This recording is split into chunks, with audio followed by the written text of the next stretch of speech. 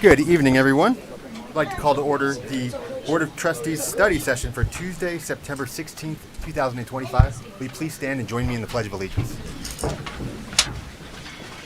To the flag of the United States of America and to the republic for which it stands, one nation, under God, indivisible, with liberty and justice for all.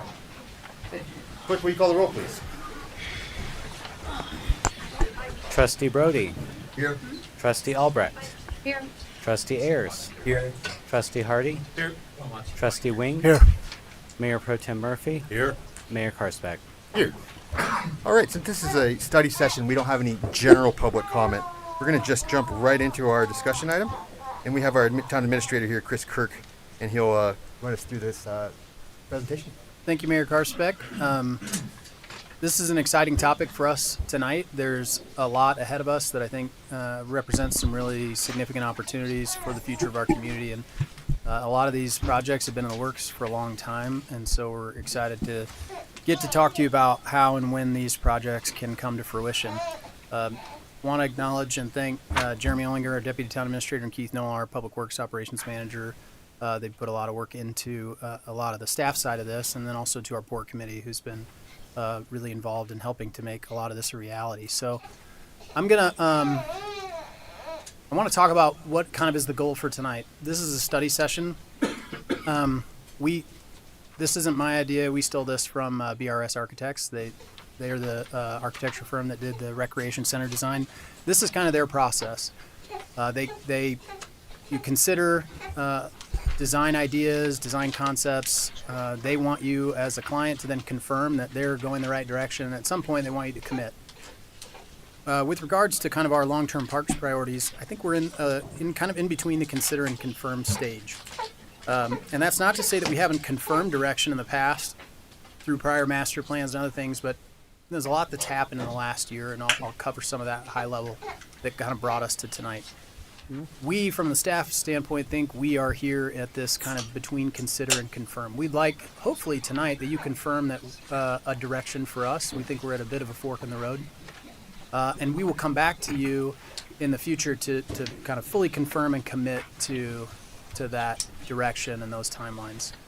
So I'd like to just talk us briefly through what led us to tonight, do a quick review of the master plan and our other parks projects that we've been discussing and considering over the last year in particular.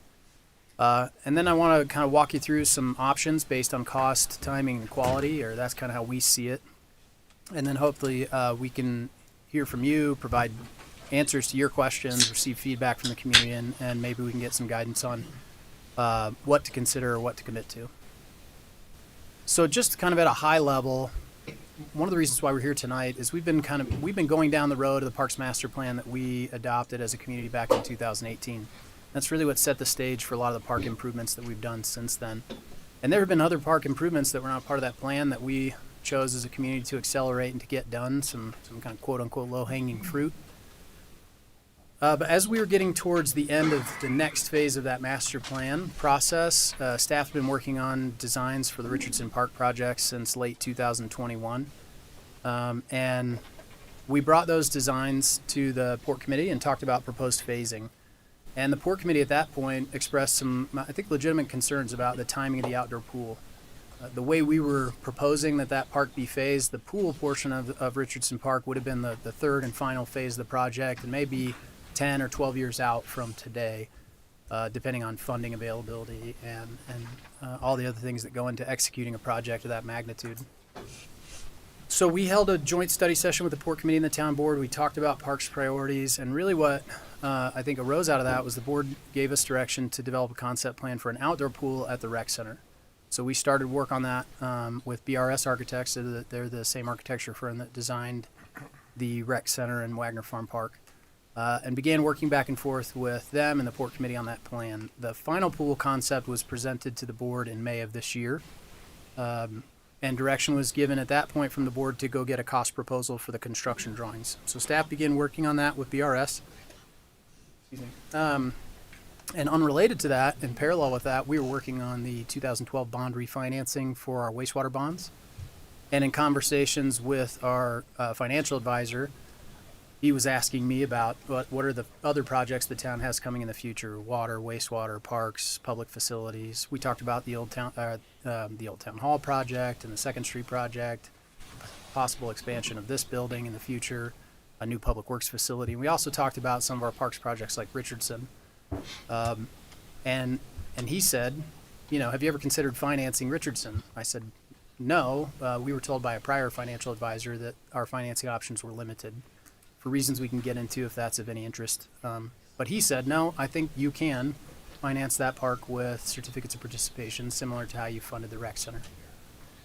And so I said, okay, well, I'd love to see those numbers. And in July, he gave us an estimate of costs for issuing certificates of participation in the amount of $30 million in order to help facilitate the Richardson project. That's not a commitment of financing, but it's, this is kind of what the numbers would look like if we went through that process. About the same time in July of 2025, about the same month, we got the cost proposal back from BRS for the construction drawings for the pool. And we came to you in early August at your first meeting on August 7th with the goal of making sure we were all on the same page. There's potentially tens of millions of dollars of parks projects planned in the next few years. And we had been going down the direction of Richardson Park, and we pivoted to an outdoor pool at Wagner as kind of one of the top priorities because of both timing and funding. And we felt like it would be irresponsible if we didn't come back to you and say, hey, look, we may have this option in front of us. Let's consider it and make sure we're all on the same page. So we got to that discussion very late, as you'll recall, at that meeting. It was probably after 10:30.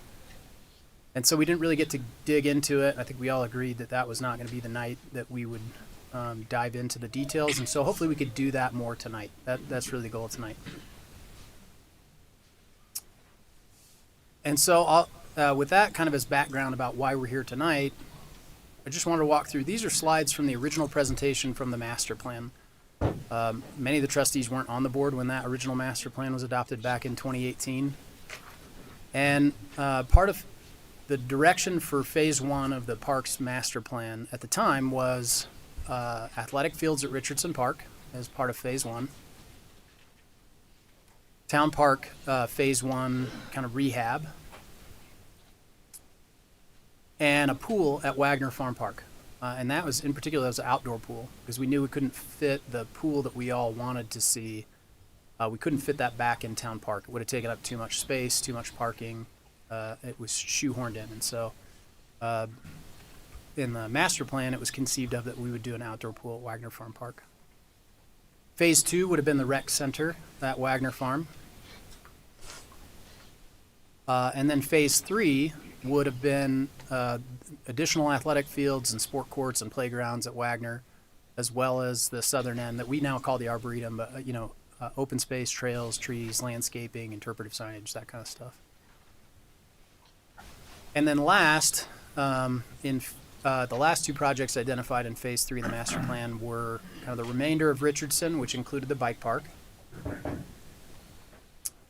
the finish of Town Park, so kind of phase two of Town Park, phase three of the master plan, but phase two of the Town Park rehabilitation. And then Knievel Park, which is the land that we own there on the west side of 287, north of Mountain and south of the TPC golf course. And in general, the cost summary at the time back in 2018 is here, but just kind of simply summarizes the phases. Phase one again, a pool at Wagner, Town Park phase one, and then ball fields at Richardson. Phase two, a recreation center, and then phase three, finish the rest of Wagner, finish the rest of Richardson, finish the rest of Town Park, and then maybe do Knievel. In 2018, as you all recall, the voters approved a 1% sales tax to help fund the construction of a rec center. And so that reprioritized some of this very shortly after. And as a result, we were able to do Wagner Farm, what's crossed out things that are done. We were able to do Wagner Farm, rec center, that was phase two. We were able to do the Town Park phase one. We've obviously since completed that last year. We did include an indoor pool as part of the rec center because we had the funding to do so, and it made sense to build a 12-month facility, and that aquatics facility is very well used today. And then the portion of Richardson Park in Phase 3, that's kind of that western side of the lake where we built the bike park. So we kind of see that western piece is mostly done. And that was a, quote, low-hanging fruit project that the Port Committee at the time really felt like we could get done quickly with the cash that we had on hand. And so the town accelerated that project. Kind of what's left is the outdoor pool, the ball fields from Phase 1, and the Arboretum, as well as the Town Park Phase 2 and then Knievel Park. Excuse me. And it wasn't just, this is just a list of the projects that we've done since 2018 as a town. And I think we should all be, I personally think we should be very proud of this. I mean, for a community our size to be able to execute over $50 million in parks, trails, and open space projects is, I think, exceptional for our size. So kudos to the town board, the Port Committee staff, everybody that's been able to help make that a reality. And I won't go through all these, but just as a reminder for all of us, we've done some great work together as a team. And so now what we're looking at is Richardson Park. I'll kind of walk through the remainder of the parks projects that were in that master plan. Richardson, again, conceived of as a ball field and athletic field complex. We felt like we built enough athletic fields at Wagner that we didn't need additional kind of multi-purpose fields, but then instead we really needed baseball and softball fields. Our current baseball and softball recreation programs are pretty well maxed out. We have very limited seasons, very limited practice space, very little time. So rather than build more multi-purpose fields, we prioritize this for baseball and softball use, as well as an outdoor pool. Knowing that an outdoor pool was an important component of the original master plan, we felt like this was a great place to put it, and we had some space where it just happened to fit the possibility of a fairly significantly sized outdoor aquatics facility. What I have highlighted in red is kind of what we envision as the new Phase 1 of Richardson that we could talk about more as we go. And this information was in your packet. I will point out the challenges on this slide. There was a copy and paste error, so the opportunities and challenges said the same thing. But just so that we're clear, the challenges primarily with Richardson are the high cost of that project would require us to finance it. It's a very large site with complex grading and infrastructure demands. It slopes from north to south. And we would expect to water it with non-pot out of Loveland Lake. It has more maintenance expense long-term relative to some of the other projects that we'll talk about. It's a big space, and an aquatics facility that size is not inexpensive to operate, although it should generate enough revenue to cover its costs.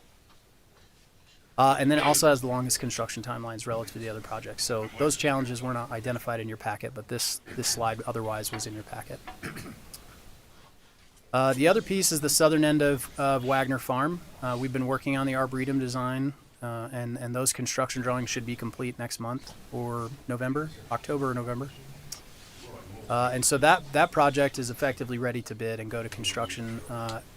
And there's been a lot of support, a lot of great feedback from the community, some of the surveys that we've done.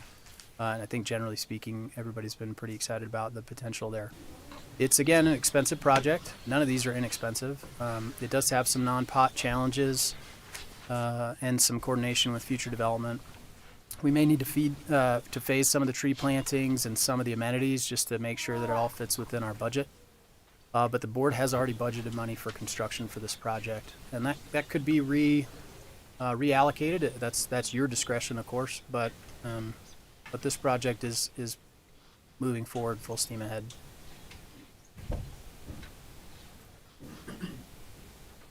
The town park Phase 1 is obviously complete left of the red line on that plan view there.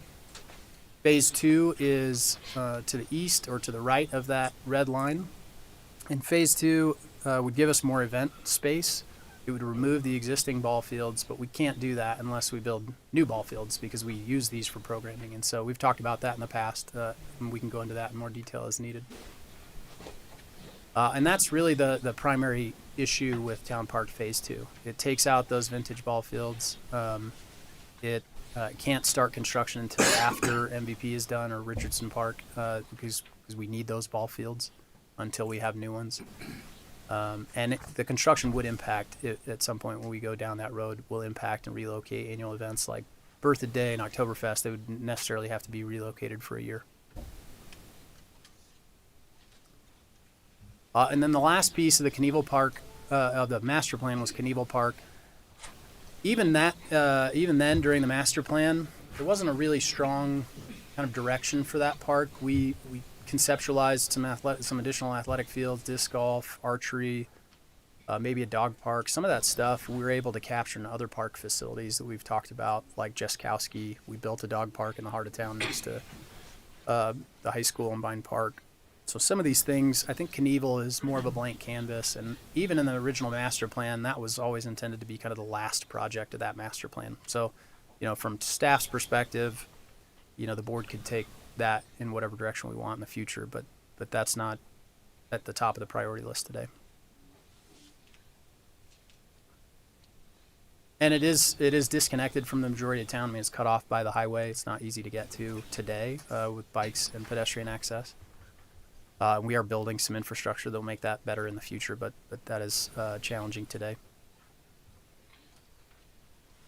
And then we have some of these other parks projects. Again, these have come up more recently. We have the outdoor pool concept at Wagner that you've seen, and that provides 8 new lap lanes, a diving board, some outdoor space, and then a small recreational pool. We have the Jeskowski property, Newell Farm, and the golf park concepts. All of those were presented to you in various forms over the last month. So I don't intend to go through those in significant detail tonight, but just knowing that those are kind of on the list and in process in various forms. As you know, we're working through a request for proposals to do the concept plan for Newell Park, so we can all kind of agree on what that looks like. We're well down the road on a conceptual plan and interacting with Colorado Open Lands on Jeskowski, and we think there's an opportunity to open that in the next year for public use, disc golf, dog training, all the things we've talked about at previous meetings. And then the golf concept, it was actually presented by a third party, but is a really neat idea and could be a great amenity in the town in the future. Any questions at this point before I continue? I did not recall it, and I'd like to hear from other board members. I did not know we had approved the funds for the construction of the Arboretum, since we don't even know what the cost is. Not sure how we set aside the funds for that. Our cost estimate for the construction of the Arboretum was $7.5 million. Some of our consultant numbers have been as high as 9 or 10. We think we can come in at that 7.5 to 8. So we had a motion or approval that we would put it in the budget? I mean, there was an actual... It was in the budget that you approved in December of last year. 2026? Mm-hmm. No, for 2025. The funds are available in the budget this year. How much, you know? $7.5 million total. Okay. I second that question, just because when we had our last study session, we weren't given a total or a figure, because it had appeared that the cost had changed dramatically with some of the designs, and so we didn't have anything nailed down. So it's good to know where that's landing now. Our goal is to bring that project in at that $7.5 million number, or very close to. Again, I think the construction estimates are a little higher than that, and so I think there's still some value engineering that would need to be done in order to get to that number, and that's kind of what we talked about, whether it's phasing in trees, whether it's phasing in certain amenities, but we did budget the money for that. Yeah. And then I recall that we prioritized the pool above the Arboretum. Did we not price that out yet? Do we not have figures on that? We do. We don't have hard numbers. We haven't bid that project, and we only have a concept at this point, right? So, in terms of design progress, a concept would be maybe 10% of the way through the design process. So there's a lot of things still up in the air. We've done a pretty significant amount of evaluation with the outdoor pool because we have a lot of information already from the design of the rec center, and we had included some piping and pump space in the pump room at the rec center, and some of that to be able to accommodate a future outdoor aquatics amenity. We hadn't actually conceived of a pool at the time. It was more of a like a splash pad and play pool amenity south of the existing pool, and so what's there is a little bigger. But I think we have some pretty good numbers on that. when you're at 10%, nobody will give you a really good number. That's just the reality of how we estimate projects. So they're hyper conservative because one, we don't know exactly the timing for when that project will get executed, and two, there's a lot to be figured out in the design, and there's so much of the finish quality, the pump types, the size, the ultimate sizes of the buildings and the restrooms, and there's a lot of details that can significantly impact the project. As a good example, the town park project, if you recall, when we bid it, it was way over budget, close to $6 million. And the board authorized us to work with the contractor to bring that down to our budgeted amount. We value engineered that project pretty significantly and cut about $1 million out of that project. And so we were able to deliver that project on budget, but even after a hard bid scenario where we had received actual bids based on actual construction documents, we were still able to carve a pretty significant amount out of that project. And I would guess that 99.9% of people wouldn't know what got cut out of there when they go to the park. And a lot of that can be done with finishes and changing from custom structures to prefab structures, and just it's details like that, and they add up over the course of a big project. So I don't. $7.5 million for the Arboretum, is that cash we have in the budget? That is. I have a couple of questions. Yeah, if you're going to address any of these, I can ask them later. Sure. As far as the Arboretum goes, were any, third-party entities approached for any kind of cost sharing or anything like that? I'm thinking like CSU or Northern Water or anything like that would be interested in some sort of ecological presentational garden or something like that could help cut the cost of that. I don't know that we've had any conversations with CSU. We have talked to Northern Water. They'd be happy to help support that project, but in like very minor ways, in the $50,000 range, not in the millions. Mm-hmm. They do have interest in some of the non-pot work that we would do in parallel with that project, but independent of that project. And so they may be able to help us with some of the non-pot irrigation systems that would be constructed as part of that project. But no, not a significant amount of funding is likely going to come from somebody like Northern. But I don't think that we've talked to CSU about possible funding opportunities. And I just threw that out. I didn't know Yeah. what, anyone that deals with any kind of sort of forestry, Mm-hmm. I thought might be interested. For the Richardson phasing, do those plans, because it wasn't originally phase one, do the plans as established cover the water feature, or are those still? The pool, the aquatics amenity at Richardson is only at 60% design. So you may recall back when we had the study session, we said, hey, let's finish. We were very close to finishing the design of the rest of the park, the ball fields, the event lawns, the playgrounds, the parking lot, all that stuff was really close. And so we said, let's just go ahead and finish that piece. I don't think it's not gonna appreciably change, and let's put the pool on hold, knowing that we may want to change it. So we put the pool design on hold at that point. It would need to be finished, and then the plans would need to be, the plan set itself, like what you would actually bid for, would need to be updated to show what actually needs to be constructed if we were going to build a different phasing plan, and that's what we would suggest if we did go down that road.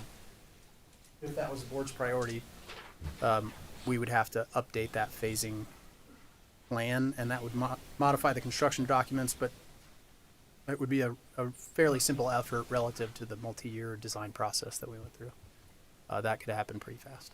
And final question for now.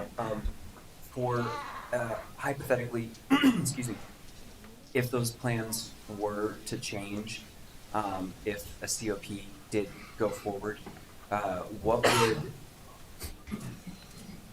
would a estimation of the time frame for Richardson Fields plus a pool be in comparison to an outdoor pool at Wagner? I think the easiest way for me to say it is that in best case, either project is done in 2027, open for the summer of 2027, and in worst case, either project is open for the summer of 2028.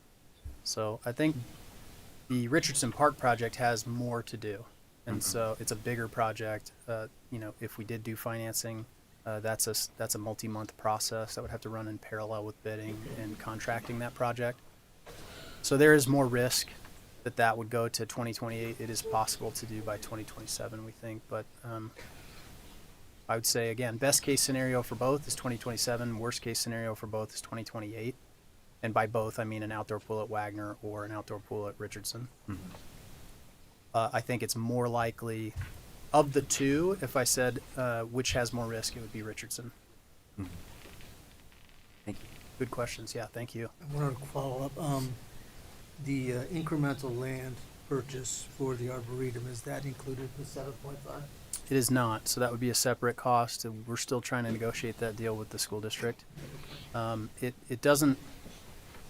It's a great add-on to the park, to the Arboretum. We think it obviously makes sense. There's kind of no man's land around the Turner Middle School that the middle school football field that the school district owns. They're happy to work with us. We had an appraisal done.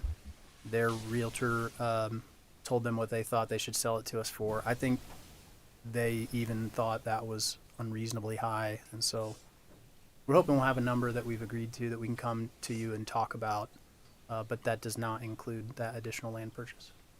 I don't know if you were planning on covering this, but could you just give a summary or a quick overview of what a COP actually is and how it works? So the way that the rec center certificates of participation work, unlike traditional bond financing, where in Colorado, a bond is a long-term debt obligation, and under state statute, it has to go in front of the voters to be approved. It's similar to like a mortgage, right? I mean, that's probably the easiest way to describe it.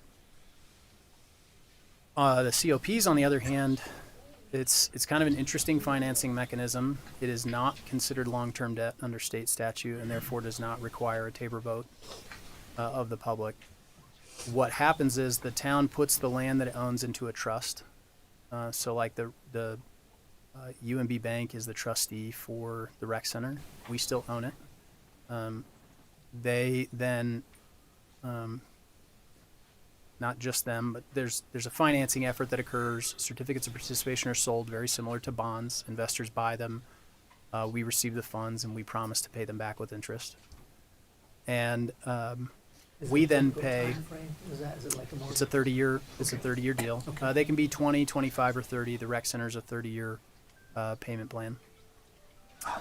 And basically what you do is you lease the property back from the trustee, and it's the amount that needs to be paid in order to pay the debt service. So annually, the board has to make a determination to pay that ongoing lease. If we chose not to pay that lease, the trustee could then take possession of the rec center and lease it to somebody else. Think Lifetime Fitness or whatever, I don't know. Until the bondholders or the certificate of participation holders are paid off, at which point the town gets it back either way. So once the debt is defeased or paid off, the town is the owner of the rec center. We are the owner of the rec center today. We'll be the owner of the rec center in the future. If we don't make our debt service payment or our lease payment, then the trustee could lease it to someone else instead of the town. I don't think there have been any defaults on COPs in the state of Colorado ever. Maybe there was 2. I can't remember. There's a small number.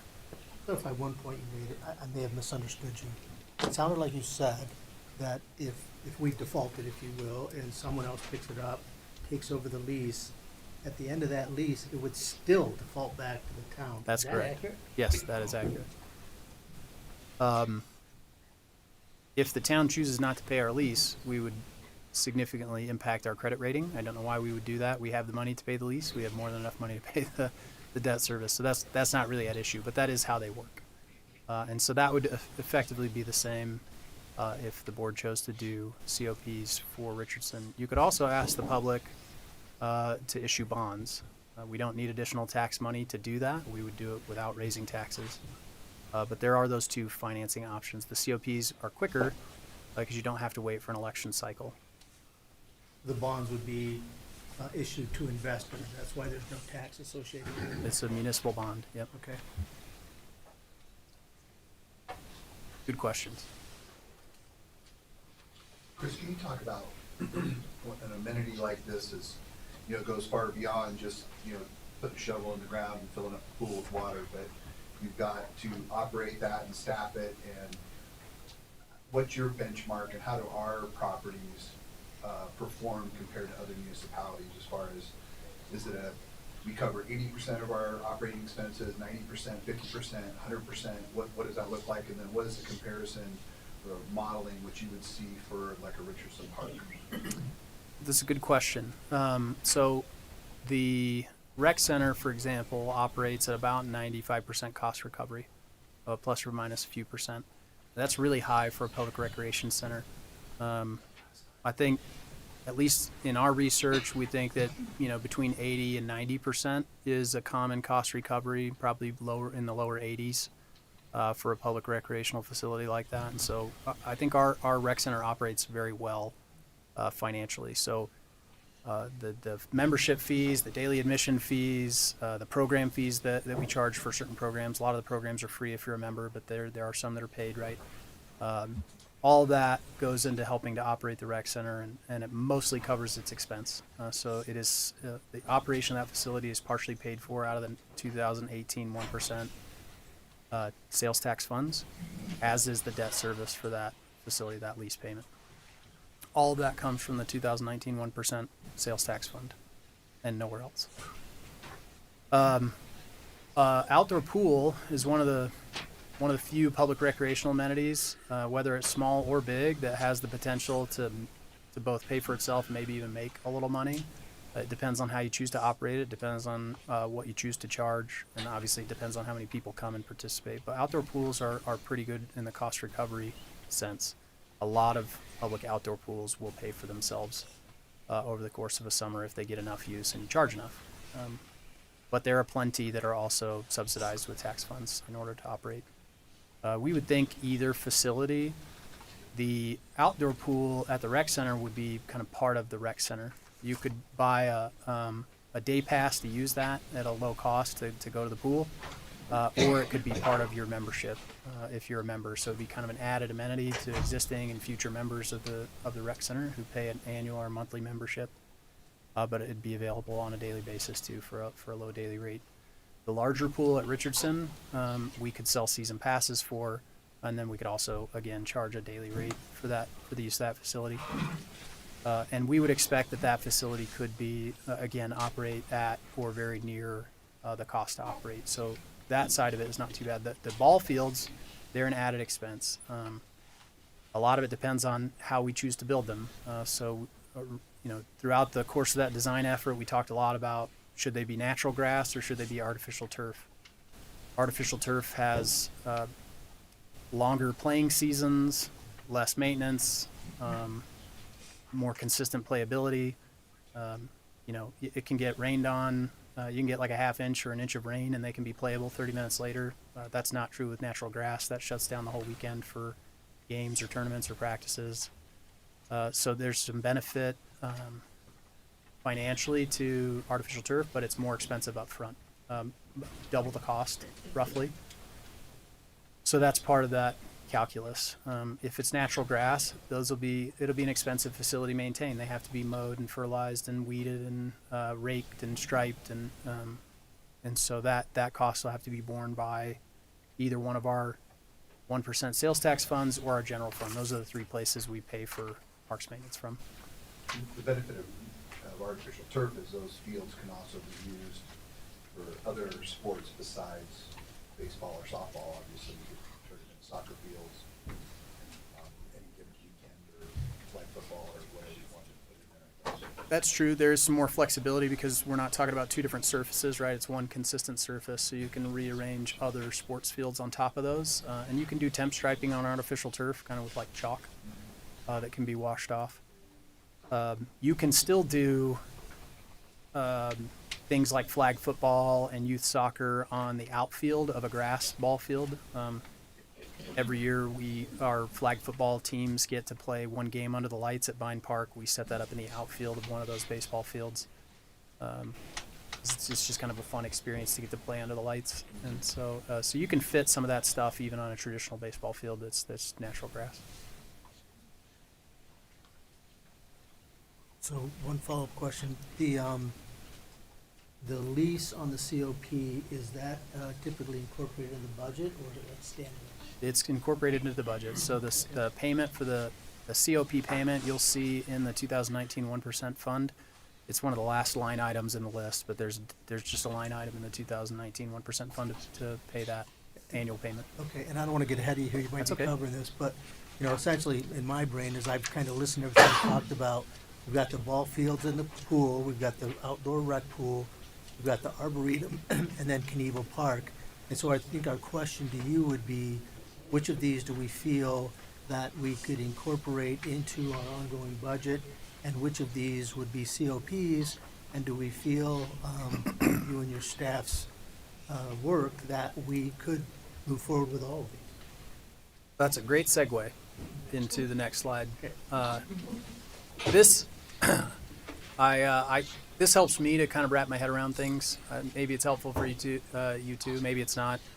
My father-in-law is a contractor and carpenter by trade, and he used to tell me, every job is like a three-legged stool, right? You've probably all heard this before. There's quality, there's speed, and there's cost, right? So if it's cheap, it's probably not quality, but it could be fast. If it's quality, it's probably not cheap or fast. And if it's fast, it's probably not cheap, and the quality is probably not that good. And so, getting all three of those, fast, cheap, and high quality, is tough. And in most cases, probably not possible. And so when we think about our future park projects, I think about it in terms of cost, scope, and timing, right? Is it expensive? Is it cheap? Is the quality high? Is the quality low? Is the scope of amenities large? Is the scope of amenities small? And then what does the timing look like? And that's really what we're trying to balance. We're trying to balance those three things: cost, scope, and timing. I put some round numbers in here for discussion tonight. So please don't look at this as like, hey, this is the Bible of financial plans for the future park development in the town. I don't want to be accused later of, Chris said this is how this was going to go. But this is, at a high level, kind of what we think is possible. This is the option with no financing. That initial balance is cash reserves that we have on hand. That's the kind of the middle part of that table. You can see it says initial balance is 2026, and I know for the audience that may be harder to see. Those words are small if you don't have great eyes. But we think there's around $18 million that we could pull out of our existing reserves to support park development projects. That includes, by the way, the money that we've already budgeted for the Arboretum. So that $18 million number includes that $7.5 million I already talked about. That's not in addition to. I know I said the Arboretum is 7.5. I have 9 in this chart because I could be wrong. Those are estimates, and until you go to bid, you never know. And we also would prefer to under-promise and over-deliver, not the other way around. The way that we see it, the outdoor pool and the Arboretum were identified as a priority. I think that's been the case for the last year since we kind of started down this road. So we put those at the front of the list. Jaskowski is a quote-unquote low-hanging fruit. We think for a relatively small amount, we have $500,000 plugged in there. That's a wag. I think we can be honest about that. But based on experience and some expertise in executing some of these projects, we could do some simple things at Jaskowski to open it up to the public. Improve some parking, provides facilities, parking, lighting, disc golf and dog training facilities, all the stuff that we've already talked about. We think we could do that. We think all of that's possible in 2026 and 2027 based on the money that we have on hand.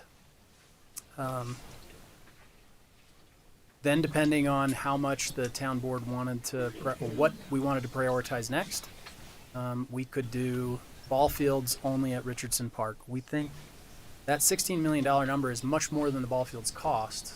But that, again, that park has a complex grading and infrastructure demands. It's a big site. And so the site work, the infrastructure, and lighting, water, sewer, stormwater, grading, all that stuff that has to go into a project of that magnitude is going to push that project up a little bit in cost if it's fields only. We think that's possible in 2029, 2030, with maybe an opening in 2030 for those ball fields.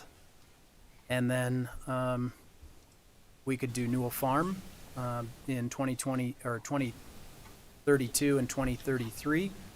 And then potentially Town Park Phase 2 in 2034. And, Knievel Park, which again, that could be a great community golf park or something else in 2035. What this does is by 2030, in the next, 4 years, we're talking about having a little smaller outdoor pool at the rec center, but a great lap pool and a small recreational pool.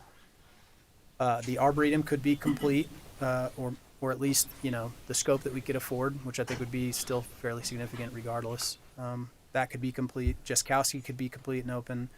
By 2030, we could have new ball fields at Richardson Park. What this doesn't do by 2030 is get us Newell Farm. It does not leave any space south of the existing rec center. So we've talked about this before, but the way the conservation easement and deed restrictions are structured, the only real part of Wagner Farm Park that isn't developed for active uses is that little square or rectangle south of the pool where we're talking about the outdoor pool today. If we don't build an outdoor pool there, there's a lot of potential there in the future. We talked, previously in previous years about a library or a senior center or more offices or another gym or an indoor competition pool. There's a lot of things that could be done there.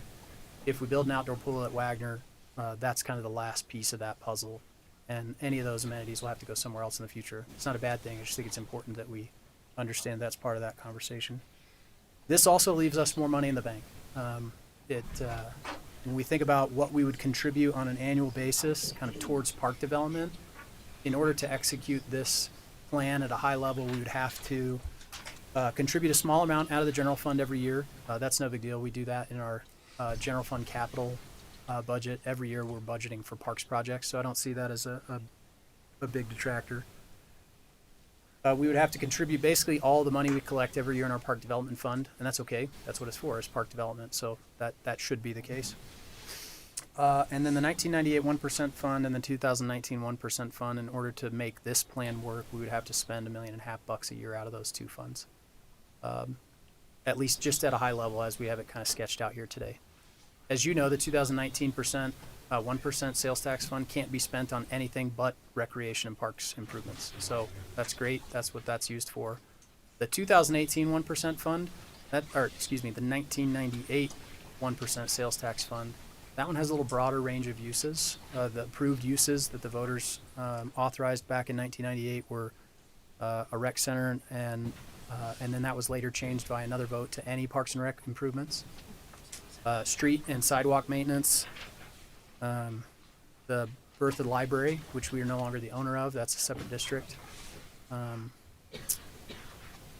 Public safety and open space preservation, or excuse me, not public safety, public transportation and open space preservation. So we fund a portion of BATS out of that 1998 1% fund. We have funded some open space acquisitions, and we also spend about $1.5 million a year out of that fund on streets and sidewalks. This would not impact our current expenditures in BATS, nor would it impact our current expenditures on streets and sidewalks. We could continue to do $1.5 million in streets and sidewalks, continue to fund BATS at its current level, and execute this Parks and Recreation plan for what it's worth, or if that's what we're calling it. Questions about that? On the streets and sidewalks, that's for really anything in town that's not in a metro, correct? Because the metros fund most of those maintenances going forward until a certain point in time, am I correct? Asphalt repair and rehabilitation, whether or not it's in a metro district, comes out of town funds. Okay. Sidewalks is a little different. It depends on where those sidewalks are at within that district. We do have a sidewalk cost share program where we'll help homeowners replace and repair sidewalks that are damaged. And then we are also using those funds to close gaps in existing sidewalk networks and also to repair impassable or seriously damaged sidewalks, primarily in the core of town, downtown. That's what we've been focused on the last few years. I have two questions. One is, what's the 8 million for Knievel Park? We just threw a number in there. That's another wag, to be honest. It's so far It's out. Frisbee golf, what I do, 8 million. Well, you'd be surprised how much it costs just to build a parking lot and a bathroom. Okay. The bathroom at Town Park was $750,000. It's like a custom home, and it's not that fancy. And then the other thing is, for Richardson Park, if the pool is a profit generator, why would we not include that and start making some money off of that if it pays for itself? Because we wouldn't count. So I only included ongoing annual revenues that would be dedicated for park construction or development. I did not include operational expenses in this, what I'm showing you here, just because I felt like it was easier to understand. We already have enough money in the night, excluding what's, so that the 2019 1% fund generates over $5 million a year in revenue. And that includes all the money we charge for memberships and fees and programs and all that. It includes sales taxes, interest on money that we have in reserves, things like that. So I didn't include operating money in here. I only included development money. And because the operating revenue that would be generated by the pool and the ball fields would go to support the operation of that, I didn't include it in this plan. This is really just to say, here's how much money we have to build stuff, and here's how much we think it would cost to build stuff. But we believe strongly we can operate these facilities within our existing budgets outside of these revenues that are identified here. If Okay. that makes sense. And annual revenue, 5.5 on the 1%, 19, 2 million on the 1%, 98, 2 million park development, that's every year. The MM7, I'm sorry, what was that again? MM7 is the medical marijuana fund. That's a 7%. So that's every year annually that comes in? That's a 7% excise tax on marijuana sales. That brings in about $330,000 a year in total revenue. We have money in reserves in that fund. So what you see in that initial balance is a portion of the money that's in reserves. It's not all of it, but it's a portion of. Okay. And then I would not include ongoing funds in there because the 7% excise tax also pays for public safety. That's how we've expanded our berthed squad through the sheriff's department over the last few years. We've contributed money from that fund in order to increase the number of deputies that we can fund. And it also pays for other youth activities and cultural programs and other stuff. So we felt like let's leave that alone. It's not a significant revenue source. And it's not likely to increase significantly in the future. We have 2 shops in town today, and based on our zoning code, there's very unlikely to be any more than that.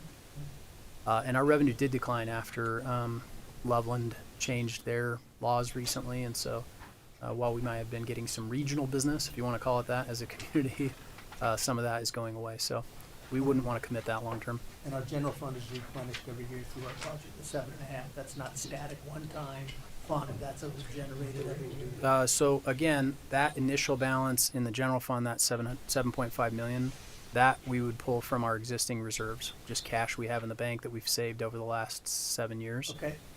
There's roughly $26 million in our general fund reserve today. And on an annual basis, we'd only be talking about $350,000 being dedicated to help fund this park development plan. So would that 18 million at the end essentially have 7 million subtracted from it in future years? That 18 million is just the starting balance. And so, yes, in future years, where you see at the top of that, at the top of the sheet, it says initial balance, and it's got the 18 million in pink. Yep. That's kind of the starting number, and we've got another 4.1 million in annual revenue.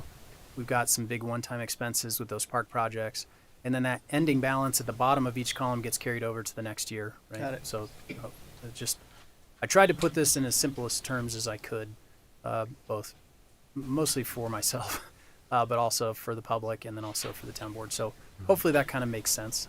What that generally represents, and so we're also clear, none of the expenditures in that kind of 10-year plan include cost escalation. So that's a very difficult number to project. Everything is in $2025, so you should expect that those expenses may be more in the future.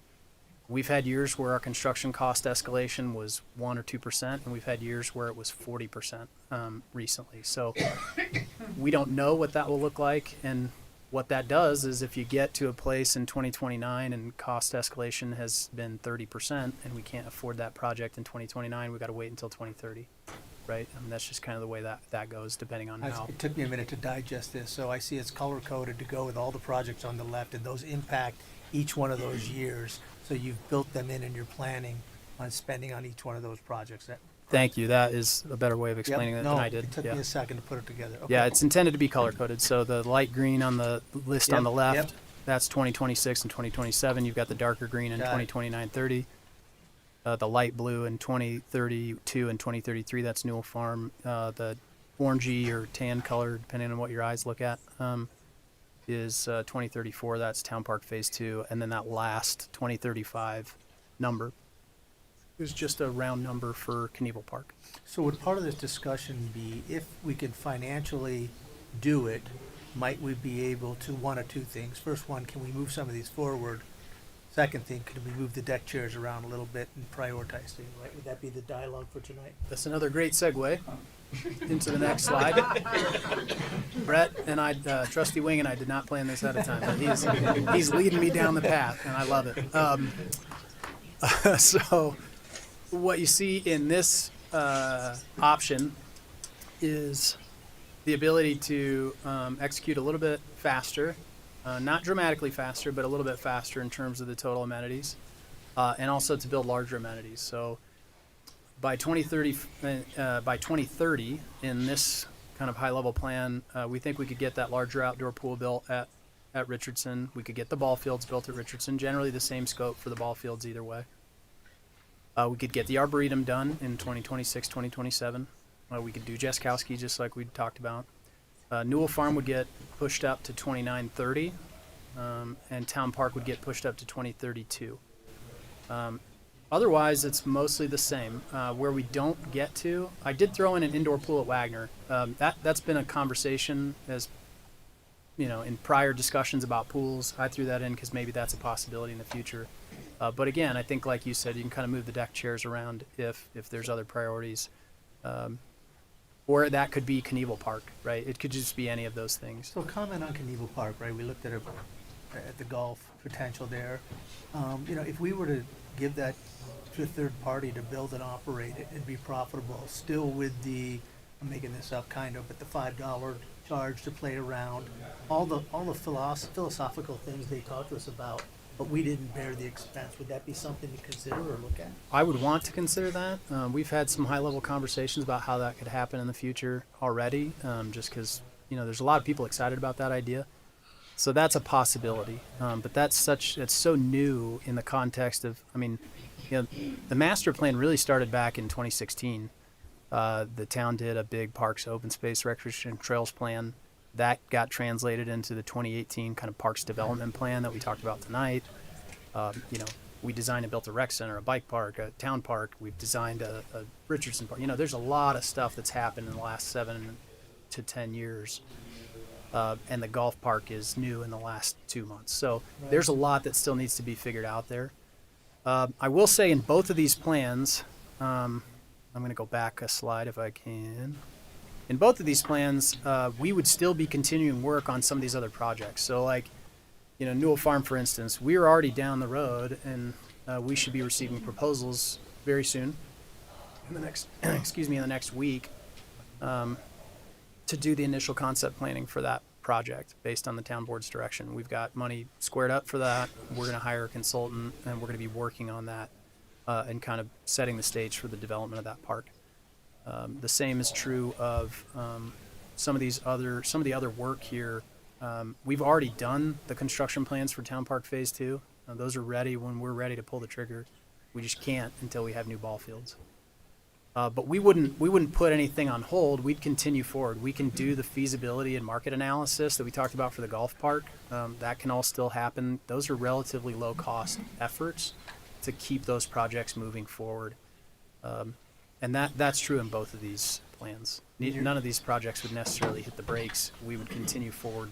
We'd just prioritize construction of whatever you wanted us to focus on. In your financial illustration on this page and the next page, you don't have COP built into either one, is that accurate? This is the financing option, the one you're looking at right here. So this would require, in order to do Richardson Park, the kind of the full scope of that pool and the ball fields, we think that's around $39 million. We think we can get there with a value engineering exercise. I think what we had, previously shown would need to be scaled back a bit. But, again, it's, there's a big monument entry sign, kind of a walk-through monument entry sign that was designed at that park. That doesn't need to be there for it to function great. It's a nicety. It's a great amenity. If that park turns out to be too expensive, those are easy things to cut out. And you do that, 75 times and you've cut out a couple $1 million at least. And so we would expect there to be a value engineering exercise to make that happen. So again, am I missing somewhere on here where it's saying COP or calling it out, or is there some assumption maybe? Yeah, so in that initial balances, Yep. Thank you, Clerk Samora. Finance. I'm suggesting $27 million in financing in order to make that happen. And today you're defining that as a COP, right, not a bond? That would be, unless the board wanted to put it in front of the Okay. voters next year, that just pushes that back, but we could wait and let the voters decide too. I think half the town is here tonight. It feels like it, doesn't it? Has there been a discussion on the interest between the two? Or are they about the same? The interest rates are a little bit lower for bonds because they are slightly more secure, but it's like 0.1%. They're very minor in difference in cost. We think that's a great segue, Mayor Karspeck. The initial numbers that were given to us by our financial advisor, just running some quick cost estimates based on current interest rates, we think are probably in the 5.1%. That assumes an A credit rating, which we think we should get. That's what we had when we did the initial COP issuance. I will say that the interest rate market is dramatically different, as you can imagine. Our COPs for the rec center were 2.75 plus or minus interest, true interest costs. So you can see the interest rates are obviously up. It's definitely not as good of a time to finance as it was. Can you refinance? But you can refinance. It depends on the way your deal is structured. Typically, it's 7, 8, 9, or 10 years before you can. So you cannot refinance or pay off typically until those are callable. And so that's 7, 8, 9, or 10 years, depending on how that deal is structured. So the question would be this 2 million one. Can we handle that? Is that in our budget to service this debt? This is where now you and your team's expertise comes into play. So I think 2.16 in order to get $30 million in net proceeds is just probably past what we can practically afford. We could do it, but it would stretch us, I think. And so what we're showing on the financing option is 27 million, not 30. That brings the annual payment down to around 1.95 instead of 2.1. That just gives us that little bit of extra cushion. And when you do a debt issuance, you have to be able to cover your payment. Typically, you have a debt service coverage ratio of about 1.2%. And so you got to be able to have excess, and this just gives us that excess, plus gives us money to continue to operate our other projects, and then also some money to continue to fund other smaller efforts as we go. And you've built growth into this over the decades with incremental revenue coming. That's all part of your financial plan. I did not. So there, one large sales tax generator, one big box store or something like that can significantly increase our sales tax revenue. The only thing I built in here was just an annual increase of around 3.5%. Okay. Our sales tax revenue has increased beyond that on an average basis pretty consistently until this year, and we're probably right about that number this year. So I think that's a conservative planning number long term, Nice job. especially because we have a lot of commercial development underway and in process right now that should actually spike our sales tax revenue much higher than 3.5%. But again, nobody wants to count their chickens before they're hatched, and so. Could you just clarify the difference between bond and COP for us real quick? Practically speaking, the only two differences are the bond requires a vote of the electors in town, all the voters in town. The COPs do not. That's a decision of the town board. And the interest rate is marginally higher on a COP than on a bond, and probably in the 1/10 or 0.2%. Rich Samara, could you go back to the prior slide real quick? I've got that one. The no findings? Oh, thank you.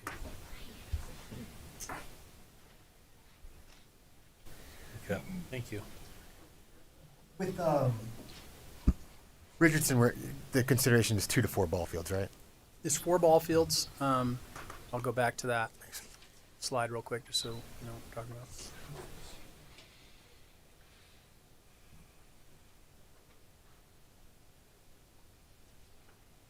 Richardson is those 4 ball fields across kind of the north end of the property. Okay.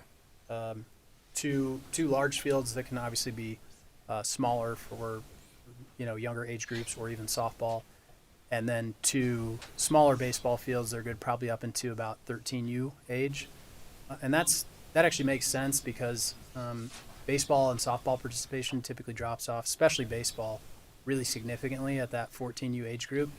You go to the bigger field, you go to the longer bases.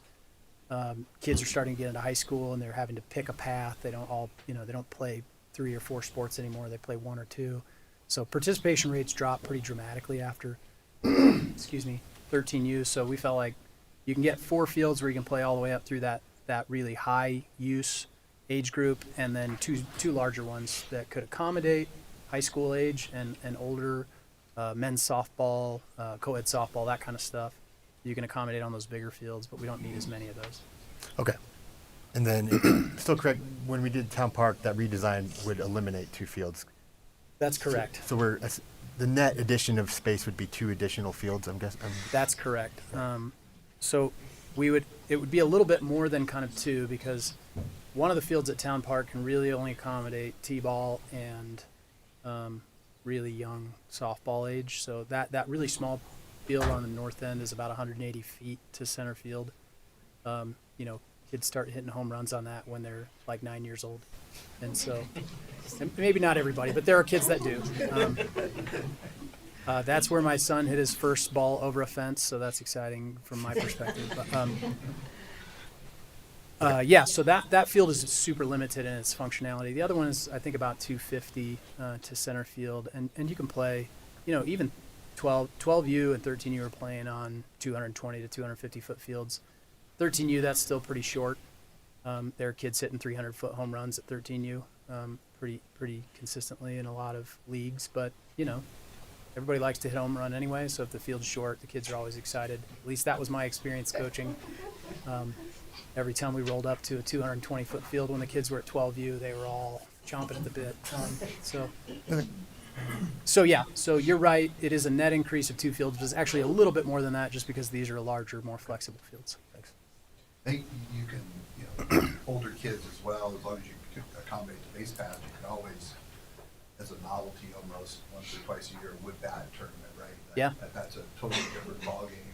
These kids are all used to playing with these space age bats. You put a wood bat in their hand and the whole world changes. So it's a fun experience. It's not fun to do it all the time, but and actually, at the high school level, kind of 14U and above, there are a lot of wood bat tournaments now. That's a very common thing, which is funny because nobody plays with wood bats until you get to the pros. College hits metal, and anyway, but the wood bat is a great opportunity for getting a smaller sweet spot and a little less distance. they're a lot cheaper. Except when they break.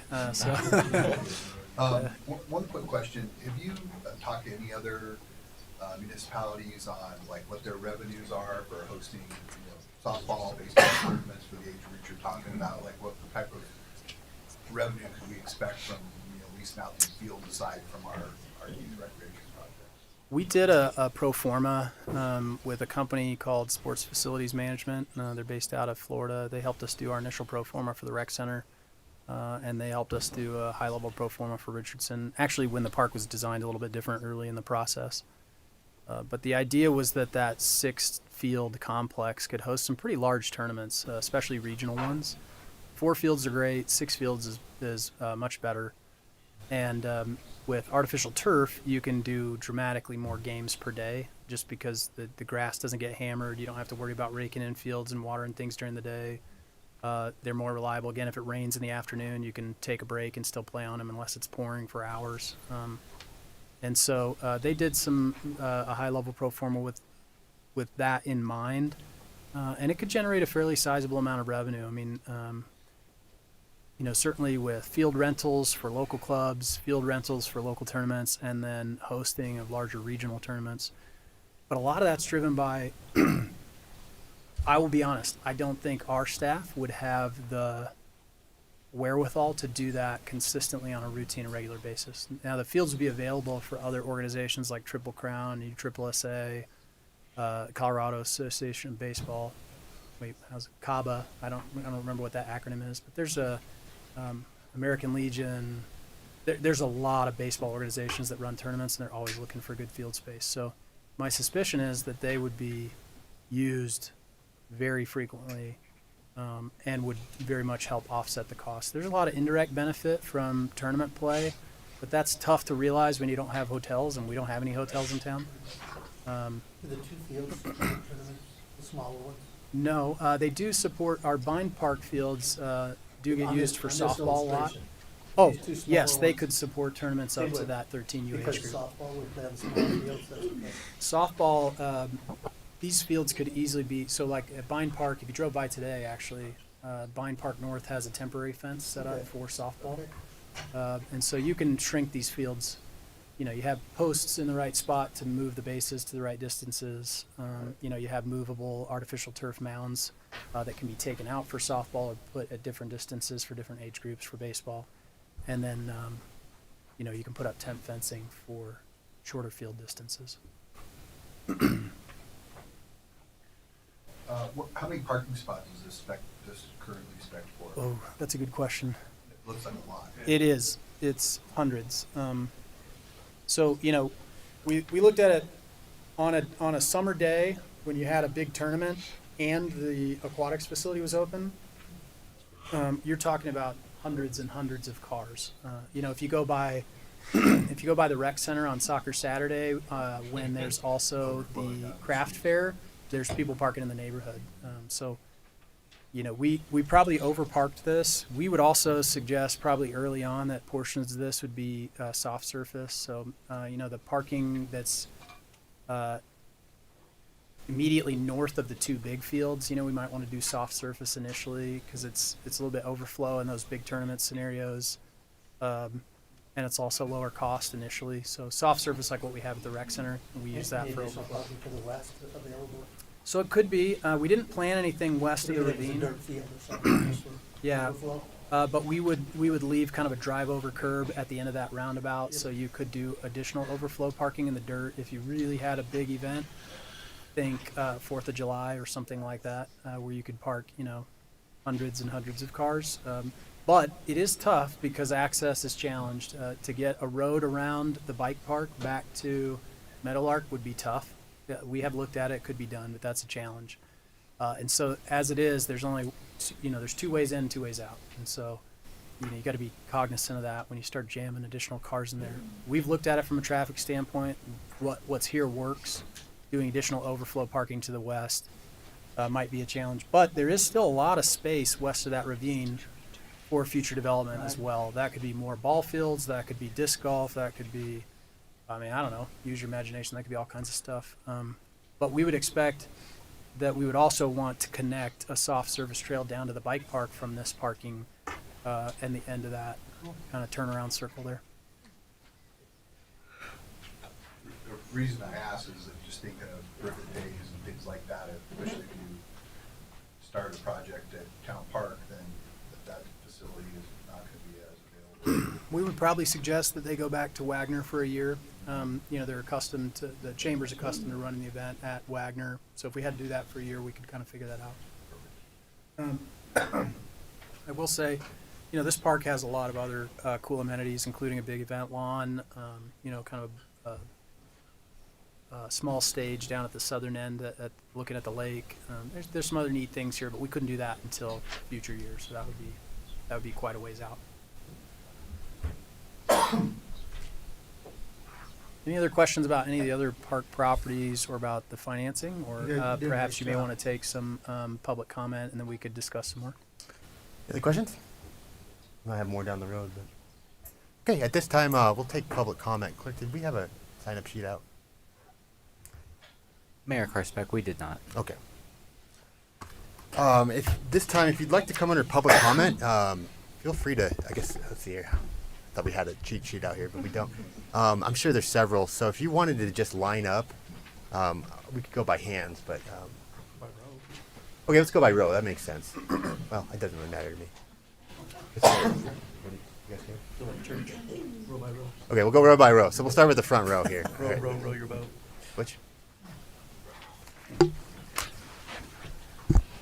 And then, clerk, you're gonna have to, for the names and addresses, you're gonna want that, right? I can record that. That's fine. Sorry? I can record that. Okay. So you want me to? They want. Yeah. Okay. Can we get your name and address as well? Sure, I'm Butch Hawes, live at 236 East Highway 56, better known as Newell Farm. Since the RFPs were sent out, 2 architectural firms and 1 construction company have reached out to us regarding the build-out of Newell Farm Park and Amphitheater. With that said, at the end of my statement, Chris, I would like to know how many RFPs were sent out, what the deadline for responses is if it hasn't already passed, and we'd also like to know who responded if that's possible. If there's something that prevents that information from being public knowledge, you can elaborate. There's a couple of things to keep in mind tonight as you discuss priorities. First, in the most recent town survey, the top 3 things that residents made very clear that they wanted in this town were an outdoor pool, more trails, and an amphitheater. Some of that's already in progress, and kudos to the town for listening to the wants and the needs of its citizens. But imagine my dismay when I saw Newell Farm Park, the very site for a proposed professional amphitheater, relegated to afterthought status by town staff.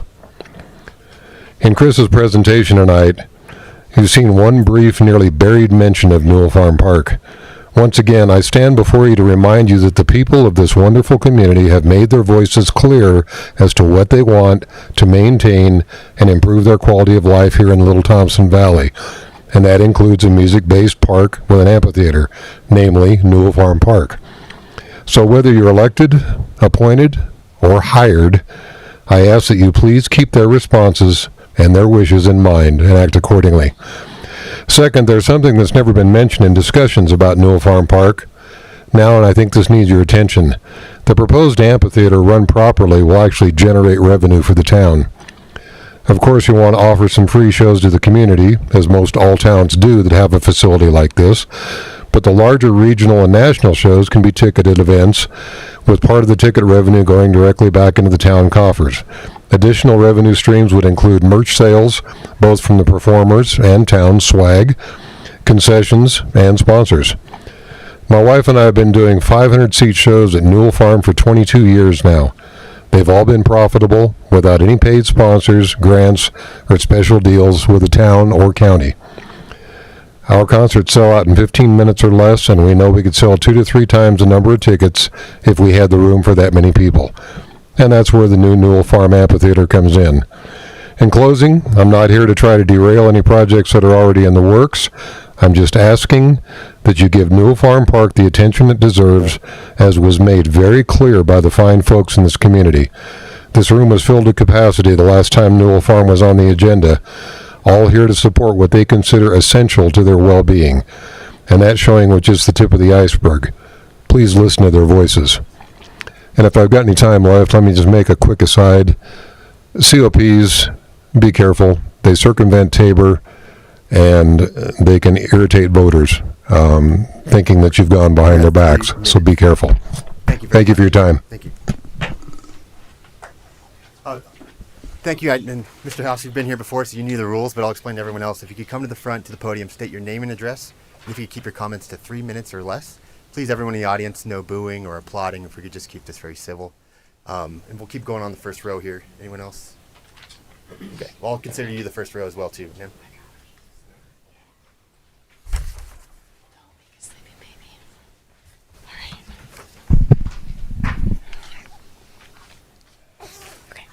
Hi, good evening, everyone. My name is Casey Grace, and I live at 2188 Cadman Street. I want to thank you all for holding a special study session to discuss how to prioritize all the different town initiatives for our parks and open space. Out of all the problems to solve, this is probably the most enjoyable, as it can only benefit the town of Berthoud. With that said, I'd like to highlight some things. First, I want to call out the lack of representation of Newell Farm in tonight's packet. The memo, which wasn't put up on the screen but that was in your packet, discusses in length Richardson Park, Wagner Park, and the outdoor pools. In addition, in the presentation that was put up in the 2018 Master Plan Parks Project PowerPoint, say that 10 times fast, had detailed updates, so at least 2 slides per, for Richardson Park, the Arboretum, Town Park Phase 2, and Knievel Park. Then, seemingly like an afterthought, Newell Farm is listed on one slide with Duskowski and the golf park. This slide doesn't even have a proper status update with what action items have already occurred or what's in progress. So for example, are you aware that the town posted on LinkedIn 3 weeks ago soliciting bids for the concept plan RFP and that this actually closes Thursday the 18th?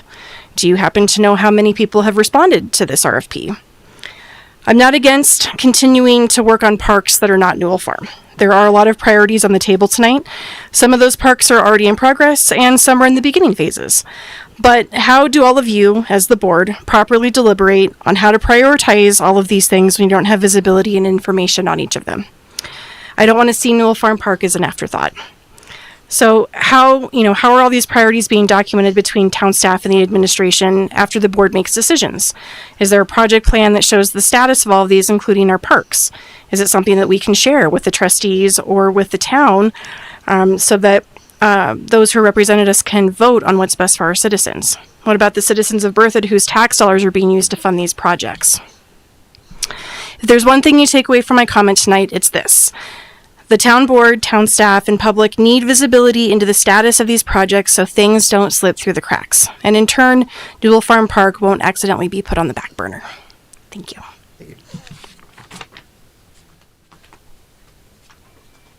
Your front row still? Yeah.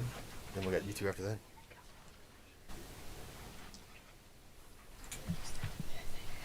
that. Pat Karspeck, 1000 Massachusetts Avenue, Berthoud. My question is on the funding with any of the parks north of Mountain Avenue, I should say beyond the rec center, such as Richardson. Is there funding being acknowledged for safety? There's more and more traffic going on Berthoud Parkway. People are going faster and faster. And when you're talking about that many cars coming out for a baseball event and there's no traffic signal, or if there's going to be a roundabout, how far is that going to extend out? Are you going to have to take property from the people on the east side of Berthoud Parkway? I think that's something to consider because widening a street, as you know, is very expensive. Roundabouts are huge. There's nothing that can be added up there with the amount of parking you're talking about that's not going to impact pedestrians and any amount of large amount of cars entering or exiting Richard after an event or before. Thank you. Thank you. Sir.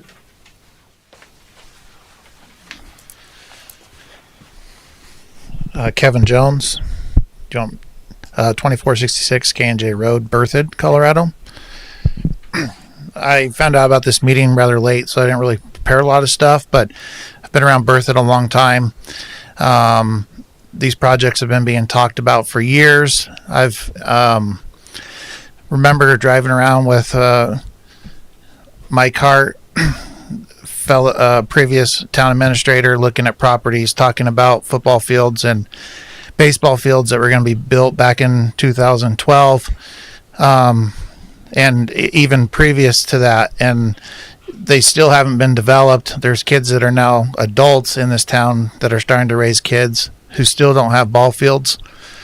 I think it's an important thing, not only at living quality, but I feel like Berthoud has missed a lot of opportunity on revenue and partnering with outside stuff coming in that's, improving and changing Berthoud as far as developments go and all these kind of things. There's lots of missed opportunities and still available opportunities where we can pair up with commercial projects and stuff that want to come to town and say, hey, like, we want to work with you, but instead you have to contribute somehow to the town. You can be remembered for it. So those are things I want to talk about. It looks like Christopher has quite a bit of knowledge about the tournament scope of the ball fields and what it can bring to the town. It's like hundreds of billions of dollars nationwide in youth sports, and as far as baseball and softball tournaments go, it's actually kind of crazy how much money is involved in this. And so as far as if it was this, that, or a pool, I'm not naysaying anything here tonight. I'm only saying that I'm in favor of a large need of, ball fields. I think is highly benefit future generations, the town, revenue wise, everything, business owners, which I also happen to be in this town. And it brings people from other communities that otherwise wouldn't visit our community, where I don't think a pool really does that unless it's like an amusement park type pool, which doesn't seem to be being presented. It's a commodity. We already have a pool. It may not suffice all the needs that everybody wants, but we do have one. The ball field situation has been in distress long before we ever had any growth. Same with football fields, even basketball gyms. There's nowhere for kids to play basketball. And so what happens is we lose kids to other communities, and we struggle to build stuff here. And then you never hear about Berthoud High School ever doing well in sports, and it's because the kids leave to go play in other towns where they're supported. And so I do think it's desires attention, and it's something that should be addressed, before I'm a grandparent, really. So, but yeah, it's always been, this is happening, and then new projects come up. So thank you very much.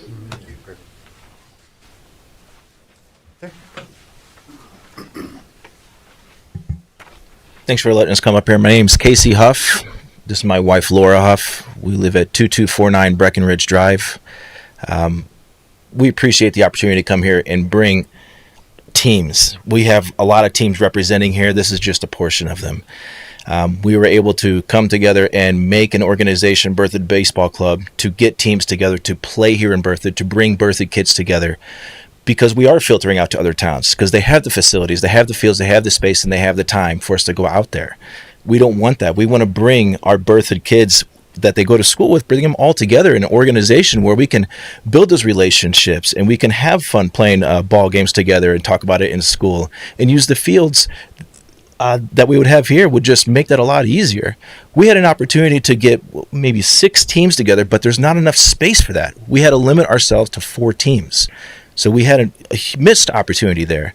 I mean, and speaking on the economic impact, when we go out, we play games in Fort Collins on Sunday. When we go out there, when we're done with those games, we're going out to dinner afterwards. There's a lot of people doing that. They're going out, they're spending their money out there at the restaurants and whatnot.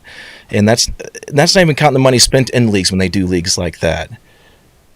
I mean, the amount of interest, how much interest do you think we get in the last year that we've had here? So we've grown very easily, and it's not even been something we intended to do, but we have people approaching us saying they want to play baseball with their friends. They want to be together with their families. And I think, the voters do speak through surveys, but the reality is there's a lot of kids out here who aren't filling out those surveys. And these kids, they want to play here. They want to play with each other, and they don't want to sit behind video games and watching screen time. They're out there. And a lot of the fields, we have a lot of people that sent us their comments to address with you guys. And most of those comments are that Berthoud, compared to our surrounding towns, we have not just some of the worst fields, but we have the fewest fields. This is only a small percentage of our group here today. And, when you talk about revenue that you can develop or derive from baseball fields, we rent fields from Bine and we rent fields from the rec center. We also, the majority of our money is going to a private facility that is called Pro Swing. Just about $5,000 we spent for field rentals for our 4 teams over the last 6 to 8 weeks. These parents, they pay so much money for their kids to play, and I think that that's lost revenue that the town could be deriving. At tournaments, each team pays about $800 for 4 games, and they do, 10 tournaments. Like, this is a lot of money that we could and we want to be spending with you guys instead.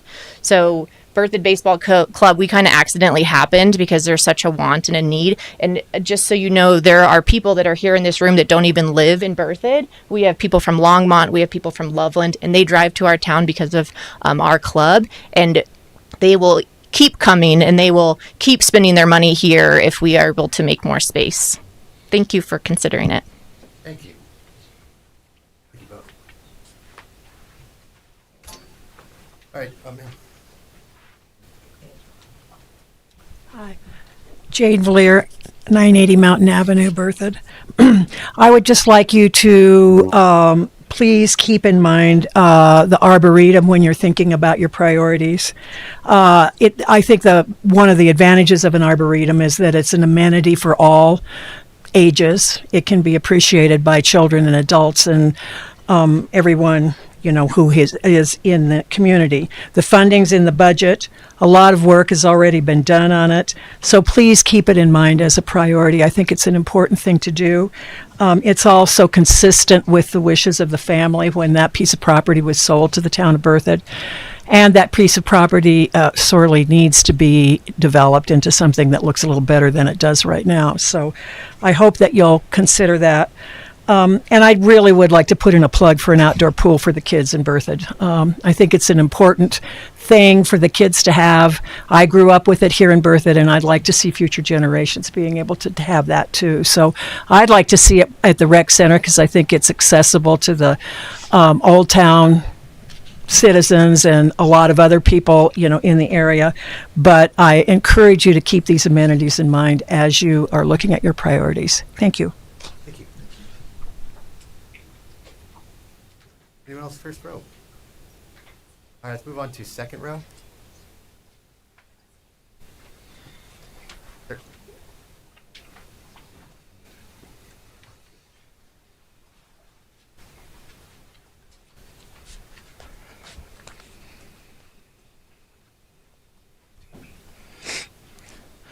Jeff Heinman, 1020 4th Street. Thanks to the board, thanks to staff. It's great to have all this discussion. It's great to hear all this information from staff. So, but let's be clear about why we're even having this discussion tonight. So in 2018, 4 people where you're sitting, 4 trustees, had the political courage and the vision, community vision, to put a 1% sales tax on the ballot. And the voters approved it. Why? Because they want amenities. We haven't had any new ball fields for 40 years in this town. They wanted trails. They wanted trail connections.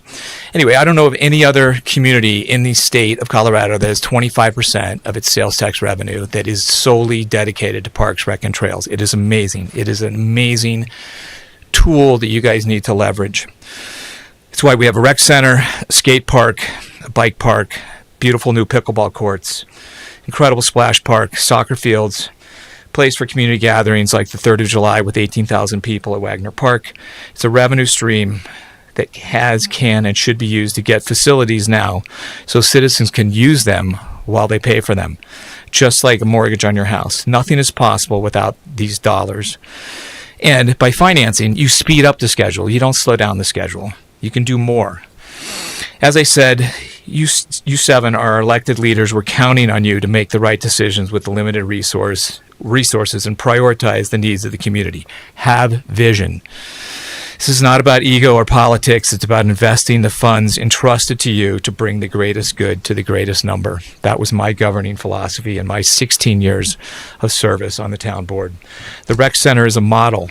It was financed $7 million down payment, $23 million COP, 16-month construction. What was the result? 90,000 scans last year. 90,000. Great community events, places for kids to play sports. Community feedback overwhelmingly says it's the number one thing people like about Berthoud. History shows it was a great decision. There's no problem with the yearly lease payment. We were very conservative in our estimates. Richardson can be just as big an improvement and complement Wagner. Your responsibility is to make the best decisions with the information currently available. When I was on the board, COPs were not an option for the ball fields. That has changed. If you move forward on Richardson now, it can solve the lack of ball fields and the desire for an outdoor pool. It can be open this summer of 27 if you don't delay. The 4 months spent doing a survey only confirmed what all the other surveys said. You do not need a survey to know the population's quadrupled and you have the same number of ball fields. You also don't need a survey to know that 3 indoor lap lanes for a town of 14,000 is not close to adequate. If you build an outdoor pool next to the rec center, there's no place for a future indoor pool. And as people have already said and discussed tonight, this is not just about kids and fields. This is about economic development. This is about bringing people downtown. You want to stimulate downtown. You want restaurants, stores. Build the park. People will come. So, thank you, Mr. Hyman. Thanks. Second row. Okay, let's move on to third row, and I apologize. Oh, we got over there.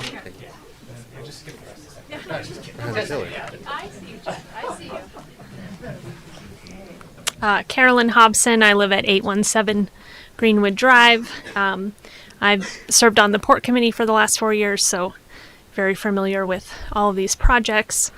I just want to say we all know we need ball fields. I don't think anyone disagrees with that. We all know the town wants a pool. Obviously, if it can realistically be funded at Richardson, like, that's great. No one is saying don't do that. I just want to make sure that the board looks very closely at the numbers. This is double the COP that we took out at the rec center, which at the time was a large, significant. Previous to that, it was $5 million. That was the largest debt the town had ever taken on. So I just think, when the townspeople are saying that the $3 million on the Sunoco building is a lot, well, $40 million is a ton. So I just want to make sure that the numbers are solid and it's a realistic financing option. I think Wagner and, Arboretum at Wagner and a pool, wherever that ends up, needs to stay the number one priorities. And as far as the pool happening at Richardson, that's another big concern. As we were always told, that would be phase 3. That would be a long time down the road. I understand if we have all the money at once, theoretically that can all be done at the same time, but we don't have solid numbers on that pool because we're only at 60% construction or planning documents, so we don't really know what that's going to cost. So if we agree to move forward on Richardson, I just want assurances that everything will open at the same time and not, the pool ended up being more than we thought, so we're going to do the ball fields now, and 4 years, 5 years down the road, we can do the pool. So I think there's just some clarification and some things that need to be really clear and solidified if I were in your shoes before making a decision. So thank you. Thank you.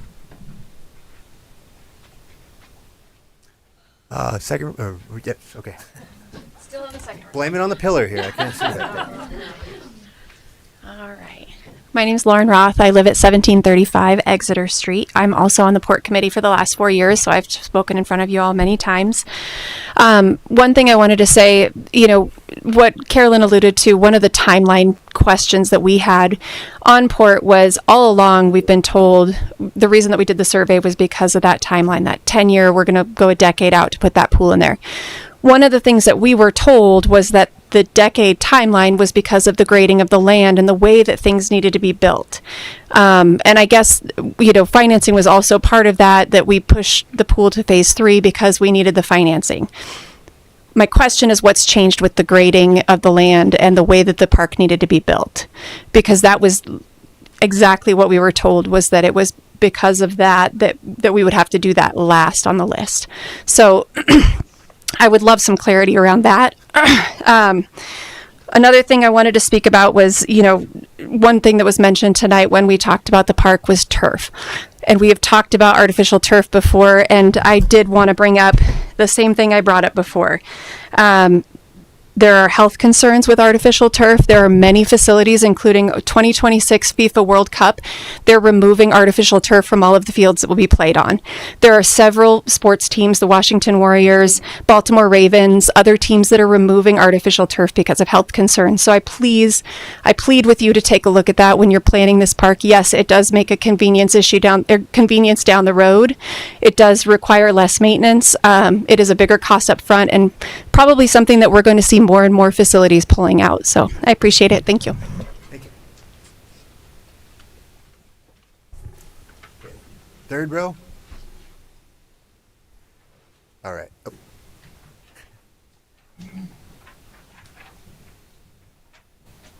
Thank you and good evening. My name is Craig Jeffrey. Live at 3308 Branding Iron Way.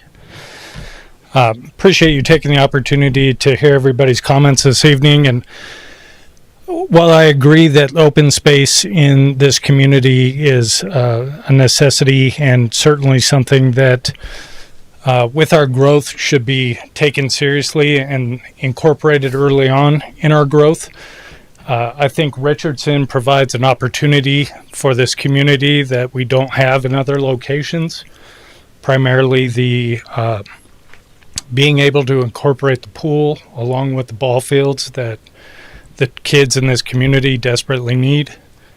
And I just hope that you'll take into consideration everything that the community has mentioned with regard to the desires that they have for the future of this community, but also look at the opportunity you have in one location like that.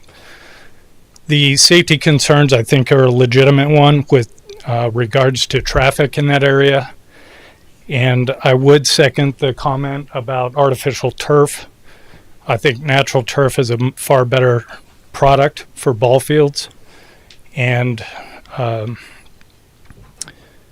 even though there's cost implications with maintenance down the road, I think that those can be overcome long-term by the community and the town as we go forward. But thinking long-term about the quality of the product that we provide to the community is important when we're planning these things. Obviously, we need to do a good job of considering also any value engineering that we try to incorporate into that project. I hate to see when projects are so grossly value engineered that they become products that are not long-term, they don't last long-term. So I would hate to see that we cut too much out of the budget just to build something that's not going to last and be something that we can be proud of as a community. So I hope that you'll take all of that into consideration. I think there's been some great comments here tonight, but there is a desperate need for athletic fields in this community and for the future of our children, because I believe somebody said it tonight that, obviously we struggle with kids in front of computers and TVs all the time. And when we provide athletic fields that they can go out and enjoy, we can keep those kids from doing that and get them involved in sports again so that they can enjoy the outdoors. One of the reasons why we live here in Colorado. So thank you for your time. Appreciate it. Thank you.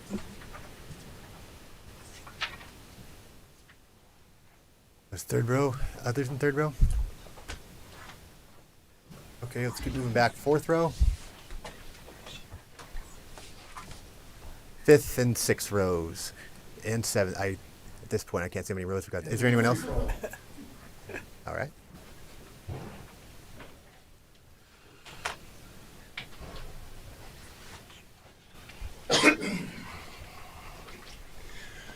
Hi, my name is Alex Hoyme, 2033 Cuda Court.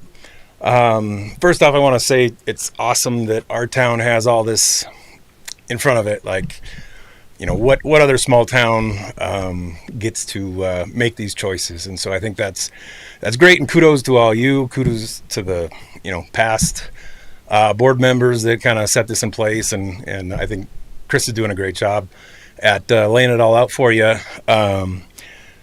And I think a lot of the great material has already been taken by the first through fifth row. So I just got a little thought on what I think a main part of what may be a struggle with some decisions being made. So I manage an engineering company or an engineering office, I guess. We've got 30 guys and gals in Loveland, and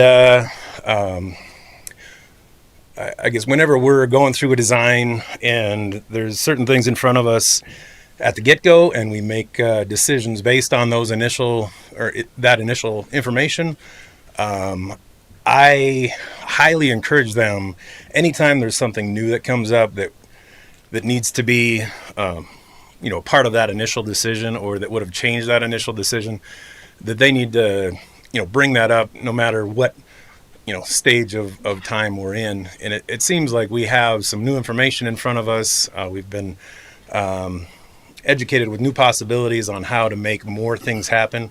I think the financing aspect of this makes a ton of sense, and I think that's the new information that we all need to consider. I think it makes something possible that, as Mr. Jones was saying, that we have been waiting for a long time.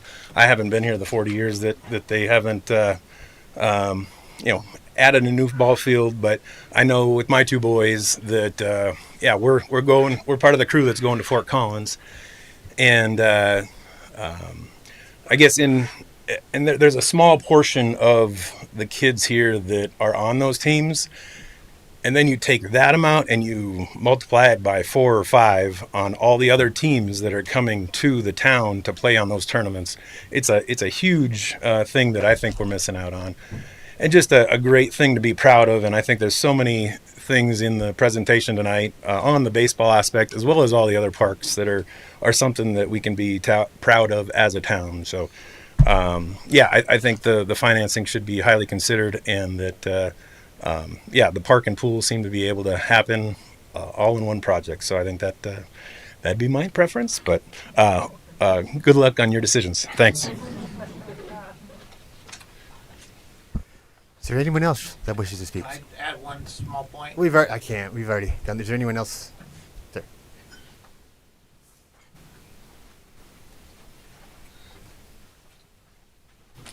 Good evening. Luke Tellers, 374 Ellie Way.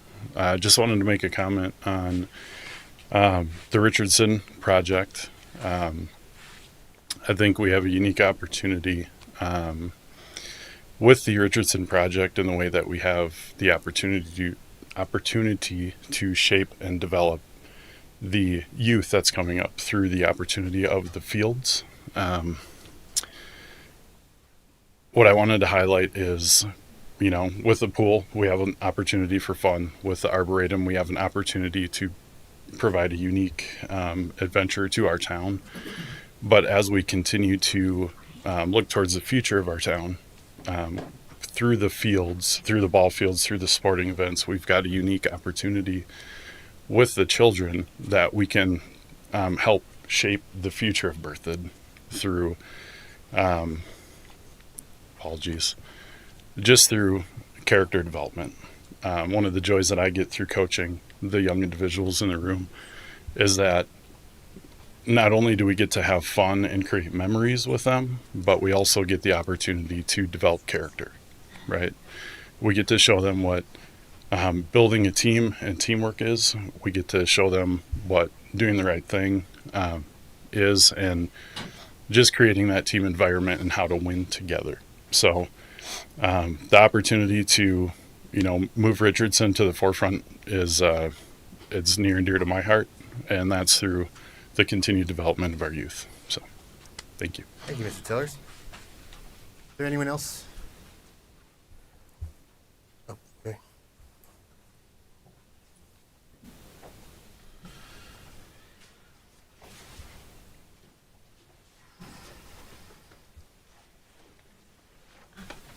Ann Karspek, 706 8th Street. I just want to say how impressed I am. I grew up here. I've just come back, and to witness this is amazing. Like, I've had the benefit of playing baseball and going to the outdoor pools, which are no longer. So I'm just so happy to hear this come back. But I also love to hear about the Arboretum and to have the Newell Farm.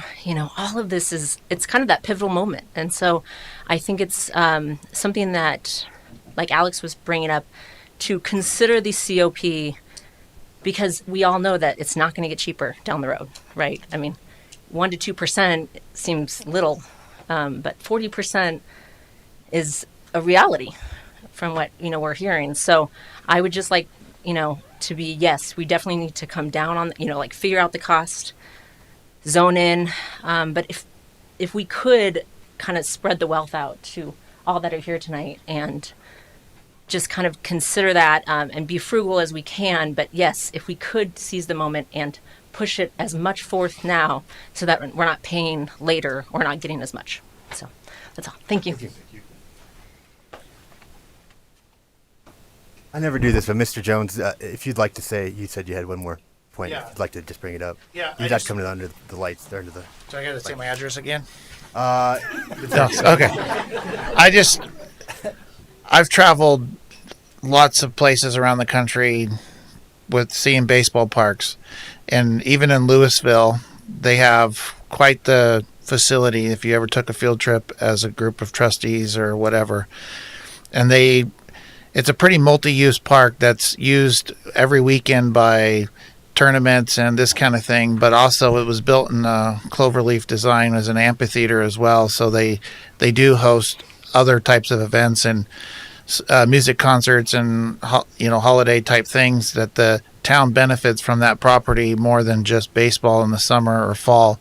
And if the property is right, which is not in this design, you can also incorporate in the dead space between the fields, like I've seen football fields and other things been put in, or other things for youth to play in. So I just wanted to bring that up. Not taking any more of your time, but there is multi-purpose use with a baseball other than just playing baseball on it if it's designed correctly. Thank you. Is there anyone else that wishes to speak? Sure.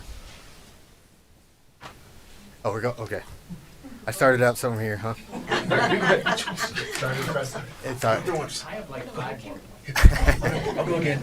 Oh, wait. Just warm it up for us. All right. Get another conversation in. Welcome. Good evening, Lindsay Tellers, also at 374 Ellie Wade, Heritage Ridge.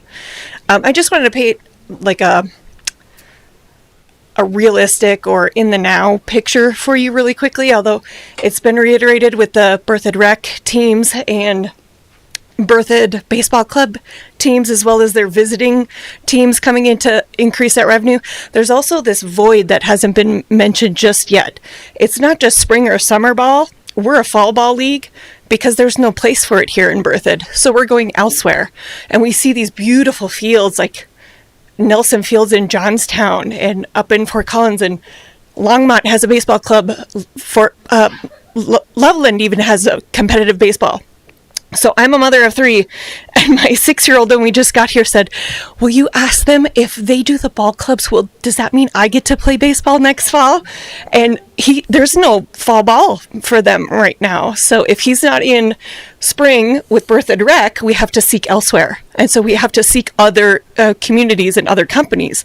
And then our son just hit 10U, but there's an 8U void as well, where we're seeking competitive leagues elsewhere because there's no space to run them here in Berthoud. So aside from what you have now generating revenue and what we have considered now for our revenue, and then the 4 to 6 teams that we couldn't even fit that are begging for space, we actually have a void between the two that isn't even represented yet as well, and they're begging to play this. My kids aren't always begging to play video games, but they're always begging to play ball. And so when I heard the speak about the youth, that hit home, because I have 2 here that have a void, and we would love nothing more to bring our revenue here home and make this our home and build that for them. So thank you. Thank you. That was great. Real?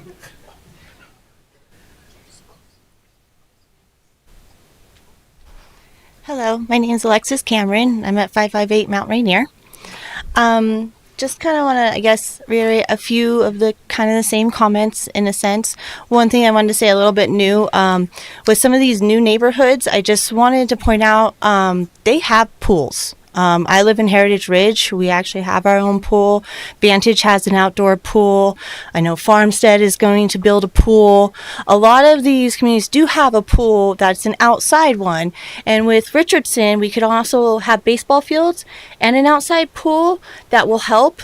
I think my son, Cody, there at the end, is not only in pretty much every sport that he can be, but he loves baseball, so he loves to play it in summer and fall ball. I joined the Berthoud Baseball Club, but he's also in the Cara Swim Club that is done through the Berthoud Rec Center. And I can tell you at the Berthoud Rec Center, as great as it is, and we all love it, we are continuing to grow here in Berthoud.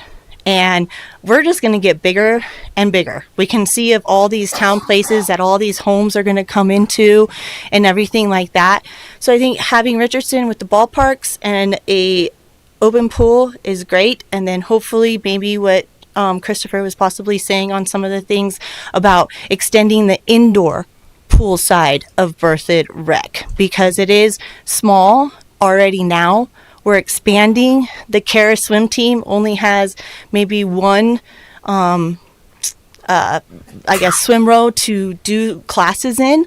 If we want to have meets, which will bring more revenue to the town besides the baseball fields, an indoor pool would really, really, really, I think, bring in a lot more too than an extra outdoor pool. And what I'm talking about is the indoor pool here, and then you guys are planning on doing an outdoor pool, keeping that one to the Richardson and doing that as the indoor pool, because I do believe now my kids have been in swimming since the rec opened, and I can tell you how much more busier it is now, and that I actually with the rec center have to book up about 2 months earlier for my kids to get into that swim class. Yeah, so it's that much booked out, 2 months at least. So I guess wanted to say that. Thank you. Anyone else? Oh, all right. All right, I opened this can. Go ahead. But if anyone else wishes to speak, I need to be fair. So go ahead, sir. Yep. I'll say one thing, if you don't mind.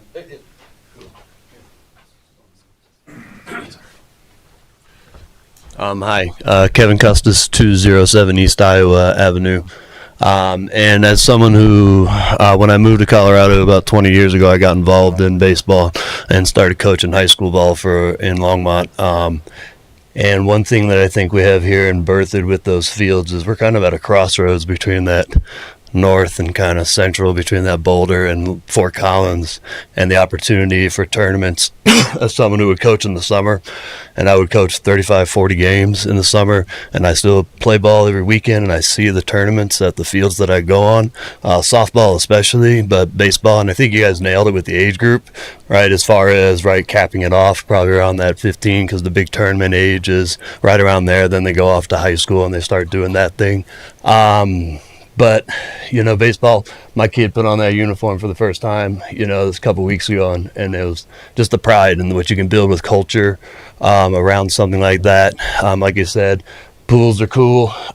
Neighborhoods do have pools. I think you can hit both with the Richardson outdoor pool complex. It sounds like it makes more sense to do the indoor thing at Wegner. Instead of kind of limiting that space where there's more potential to benefit the town other ways with that space right now.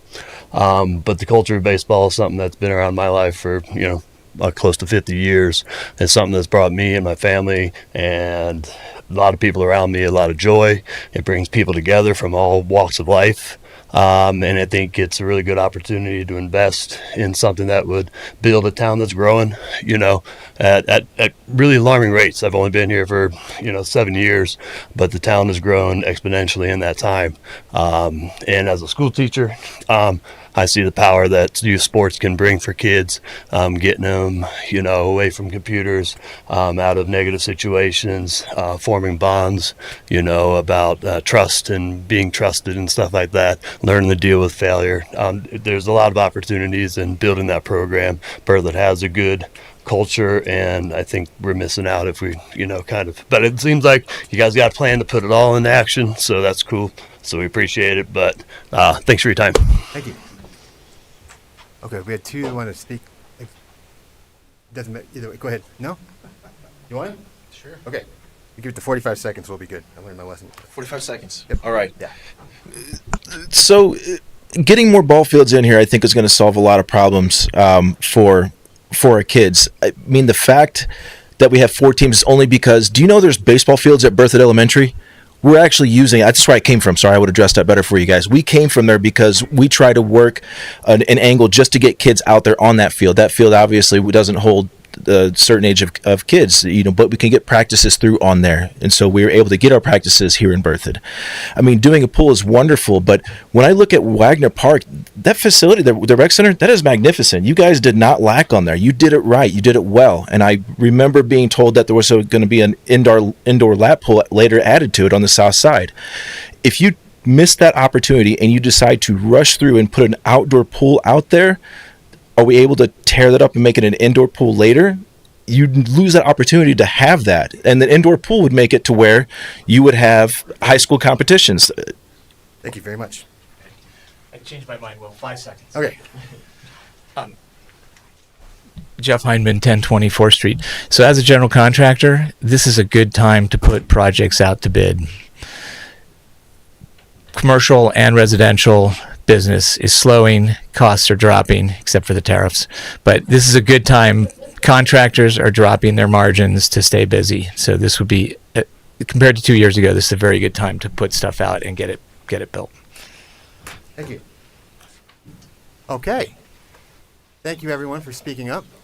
We'll bring it back to the board here. Do you want to add anything, Administrator Kirk? I was trying to keep track of questions. Thank you. So happy to try to address as many of those as I can, as quickly as I can. If I miss anything, please let me know. And I will say, just anecdotally, and maybe a bit self-servingly, when I took the job as town administrator, my oldest son was 8.5 when we moved to Berthoud, and he played baseball growing up in Loveland. In the Loveland Baseball Association, and then played travel ball with Power Alley out of Loveland. Never had the opportunity to play here in Berthoud because it was really limited in terms of what was available. If Richardson gets built, he'll be graduated from high school by then, and we'll never get to play on those fields, but hopefully he'll be playing college ball somewhere. So I understand that personally, but I also think it's important. I want to stress that I think I love baseball and coached baseball, been around it a ton. We need to make the best decision for the long-term success of the community. I think you've heard it from a lot of great folks tonight, but just it's always important that we think about what's important not just for today, but what's important for 30 years from now. I agree. Very much appreciate the comment about being careful about value engineering. We would never want to build something we all didn't walk up to 10 years from now and say we are so proud that we were able to make this happen. I think the rec center is a good example of that. I think Town Park's a good example of that. But I do appreciate that comment. It is important that we not cut the scope and value engineer projects down so significantly that they lose their long-term success. The question about how many RFP responses, we don't have responses yet. They're not due until Thursday. This is for so Newell? I can't, for Newell Farm, the concept plan for that. So don't have the ability to tell you how many of those we have. I think there were 16 consultants who had asked questions about the project. Doesn't mean they're going to submit a proposal. I do believe a couple have already said they are not going to submit a proposal. But I would expect we'll have a pretty good list of consulting firms to choose from. I do want to be clear. The reason why there's not a lot of detail about Newell Farm Park is because we don't have any detail for Newell Farm Park. We are just in that early phase of concept planning. And as you know, we didn't even own Newell Farm Park until about 2.5 years ago. So a lot of the work that's underway today has been in the works for a decade or more. We've owned a lot of these park properties for decades, and so Newell Farm Park is a great project. I think it's one of those ones that the community really would support, but it's naturally lower on the list because it's very new and we don't have a lot of detail about what the future of that park looks like yet. So I just want to be clear about that. Let's see. Absolutely appreciate the comment about safety with Richardson. As you know, we're working on the North Berthoud Parkway Trail project right now. that signal, there's a pedestrian activated signal that will hang over the road like a traffic signal. When it's pushed, it'll flash, telling cars to stop at the intersection of Water Avenue and Berthoud Parkway, so that hopefully that will make it a little safer for pedestrians to cross the street in the short term for that trail that runs north-south along Berthoud Parkway. That signal should be installed in September. With the development of the park, we would expect to have some turn lanes added. The entire road, north to south, doesn't need to be widened, but certainly there will need to be what are called acceleration and deceleration lanes for turning, and probably a center turn lane as well for a portion of that space. There is some width there because of the Vantage development. We should not need any space on the east side of the road, but we will need to use some of the park space, obviously, to create acceleration and deceleration lanes. So absolutely appreciate that. There was a comment made about the proposed COP being double the original COP. Our original COP was $24 million, so this isn't dramatically different than what we'd be talking about. It is a big number, though. Make no mistake, $27 million is a lot of money. I think we can all agree to that. But just for context, the original COP was in the $24 million range. And then we contributed $8 million plus or minus from our cash reserves to build the Wagner Farm Park and Rec Center. Let's see. Regarding grading and what changed, grading and infrastructure development at Richardson is part of the conversation. The real primary reason why the phasing occurred the way it did, it is easier to grade the site from north to south. There's no doubt about that. If you're going to do ball fields and the pool all at once, you can do some mass grading efforts to kind of balance all that out. So if you only do the ball fields or you only do the pool, it's a little bit more challenging from a grading perspective. It is simpler if we're able to do 2 of the 3 phases instead of 1 of the 3 phases. Hopefully that makes sense. And infrastructure development is similar in that we're extending utilities across portions of the property that would be kind of a sunk cost, and that they wouldn't be. There's some long runs to develop some of that, and that gets lessened or gets spread out across the park if it's a bigger area that's being developed. But the real primary reason is that the outdoor aquatics facility is the most important or the most expensive part of that project, and we felt like cash funding that in the short term was going to be a challenge. The ball fields we felt like were the low-hanging fruit, but they were also, again, that kind of phase 1 in the priority list from the original master plan back in 2018. And so, from a phasing standpoint, grading, infrastructure development, financing, and kind of long-range planning, it just made sense to us at the time to phase it that way. We did believe, and still do believe, if we were cash funding that project, developing the pool would be a very expensive endeavor. And if you'll recall, one of the things we talked about during that joint study session is if we're only going to build the pool, the cheapest way to do that is at the rec center. The utilities are already there, the parking's already there, minimal site development cost. It's plunking down a pool. It's just a different kind of pool than what we're talking about at Richardson. They're 2 very different facilities in terms of their scope and scale. Hopefully that makes sense. I think that is about all of the questions I heard, or at least that I wrote down. If I missed any, please let me know. Certainly, our Kara Swim program is popular. Again, personal anecdote, one of my sons swims on the Kara Swim team as well. Proud dad moment, he set the Turner Middle School 50-yard breaststroke record last week in his middle school meet, so that was cool. But he had never swam before our Kara Swim program. So it's a great program. I've experienced that personally, and it is growing, and we will need more indoor space in the future, or we're going to have to be real creative about, instead of 2 groups of kids doing practices at back-to-back times, we might have to have 3 groups of kids doing practice at back-to-back times, and that impacts all of our other programming. So we do need to be thinking long-term about where we're going to find more pool space. There may be some creative solutions to that with the school district, not building necessarily a new pool with them, but maybe using some of their existing pool facilities. The Turner Middle School team practices at Thompson Valley. For folks that live on the north end of town in Heron Point or Prairie Star, that's about, that's less than a 10-minute drive. So maybe there's some creative ways we could expand our programs and leverage some other facilities. But that's not going to solve the problems for us long term either. So that's something we should be thinking about. Where'd you like to go from here, Administrator Chris? You looking for the? If you have any more questions that I missed from the public, great. If you have any more questions from the trustees, I'm happy to try to answer as many as I can. And then I'd just love to hear kind of your feedback about what we've talked about tonight, what your thoughts are. But we may want to take a break before we do that. We've been at this for 2.5 hours. We may want to take a 5-minute break. I think it's a great idea. Let's take a 5-minute break.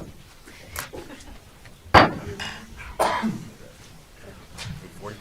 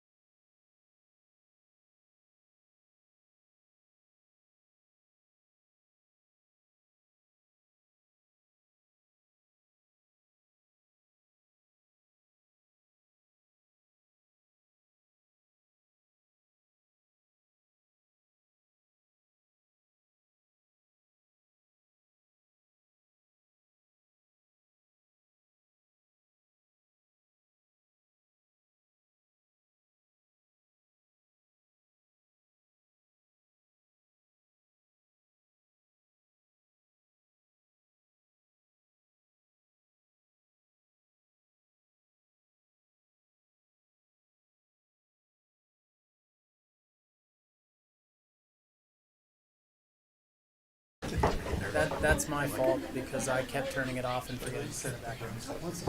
God, it's like a huge fear. That was only the very first meeting. See, I thought it was.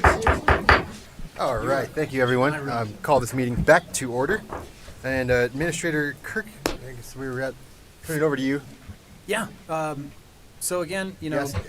awesome questions tonight. So I really appreciate all the thoughtful questions from the board, and comments from the public.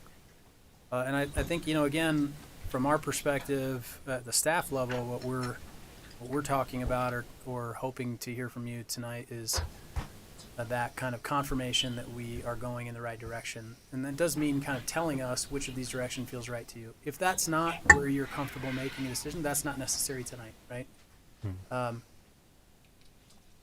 These are big decisions, and you might want to mull them over for a little bit. You may have some additional questions that'll pop to your head tonight and tomorrow and the day after. That's all fine. So we would love to get some direction from you tonight if the board feels like that you're ready to do that and say, look, we think we need to head down this path. But we do look at it from the staff level as there are two directions.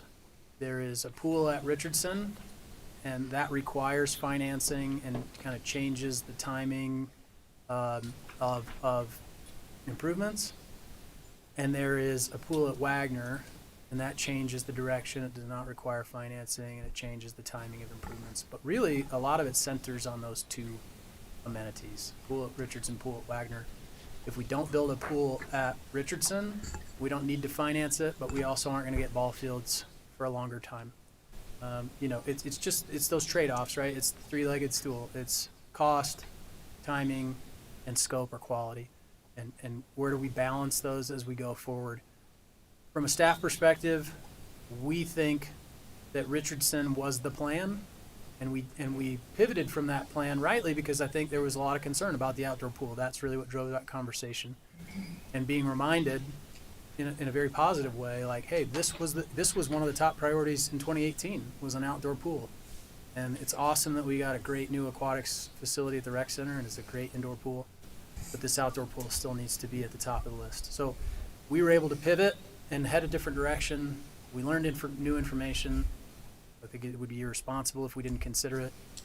And that's where we're at today. So we just need to kind of say, are we going to continue down the path of Richardson that we started?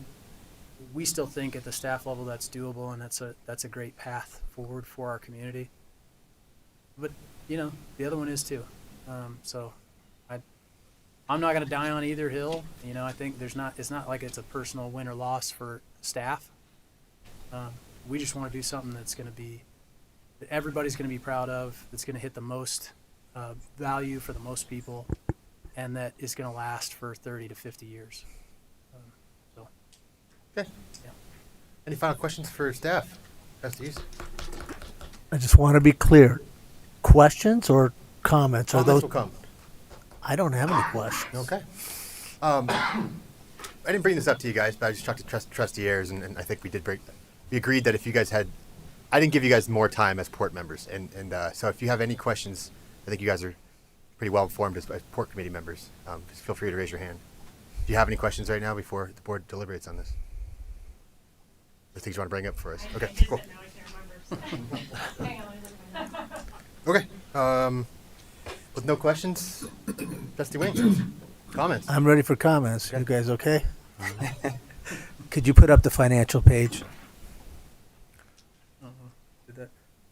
Option 2, I think it was. I think the laptop just needs to get woken back up, and then we can pull it up. All right, well, I'll talk before he's putting that up. So in this slide, the second one that was color-coded with the COP, to me, I kind of feel like we have our cake and eat it too. We're accomplishing almost everybody that everybody was asking about tonight. And we're moving forward. We've accelerated the time frames. It's not 2035 or anything like that. The ballparks, I think, Richardson Farm was moved up pretty aggressively. I think in the next year or two, if I'm not mistaken. I think, everything I've heard, we want an outdoor pool. We got an outdoor pool. We got outdoor laps.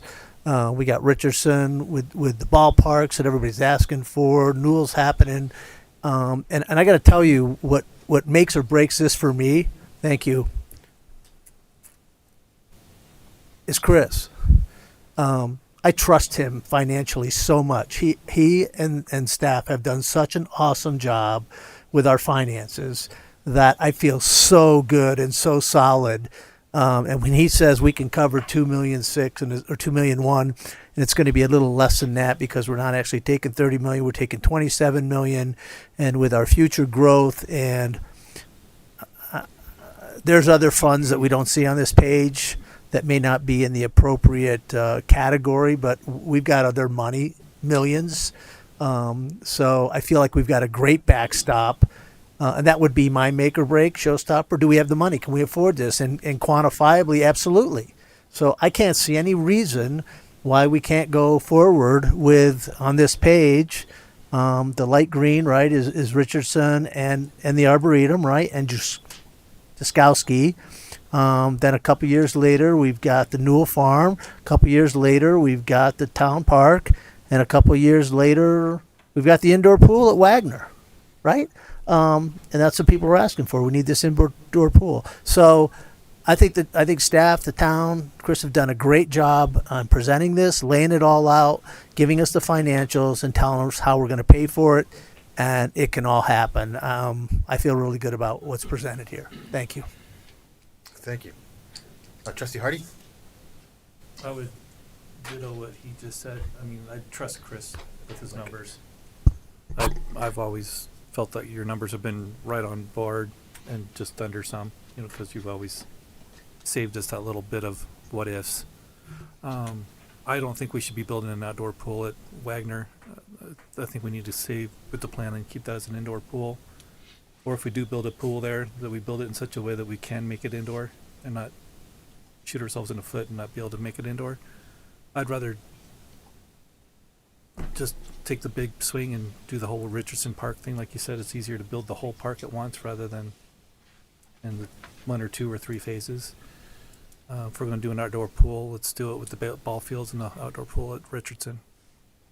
So, and then save the pool spot at the rec center for something later on, whether it be an indoor pool or another gym or conference community rooms, whatever. But we don't need 2 outdoor pools, in my opinion. I think if we're going to build an outdoor pool, we need to do it at Richardson like we've always planned. Okay. I think that's all I've got. Okay, thanks. Trustee Ayers? I thought of 2 questions while you guys Okay, were great. talking, sorry. We're on comments. I know, sorry. All right. I will make them in the form of a statement. What is?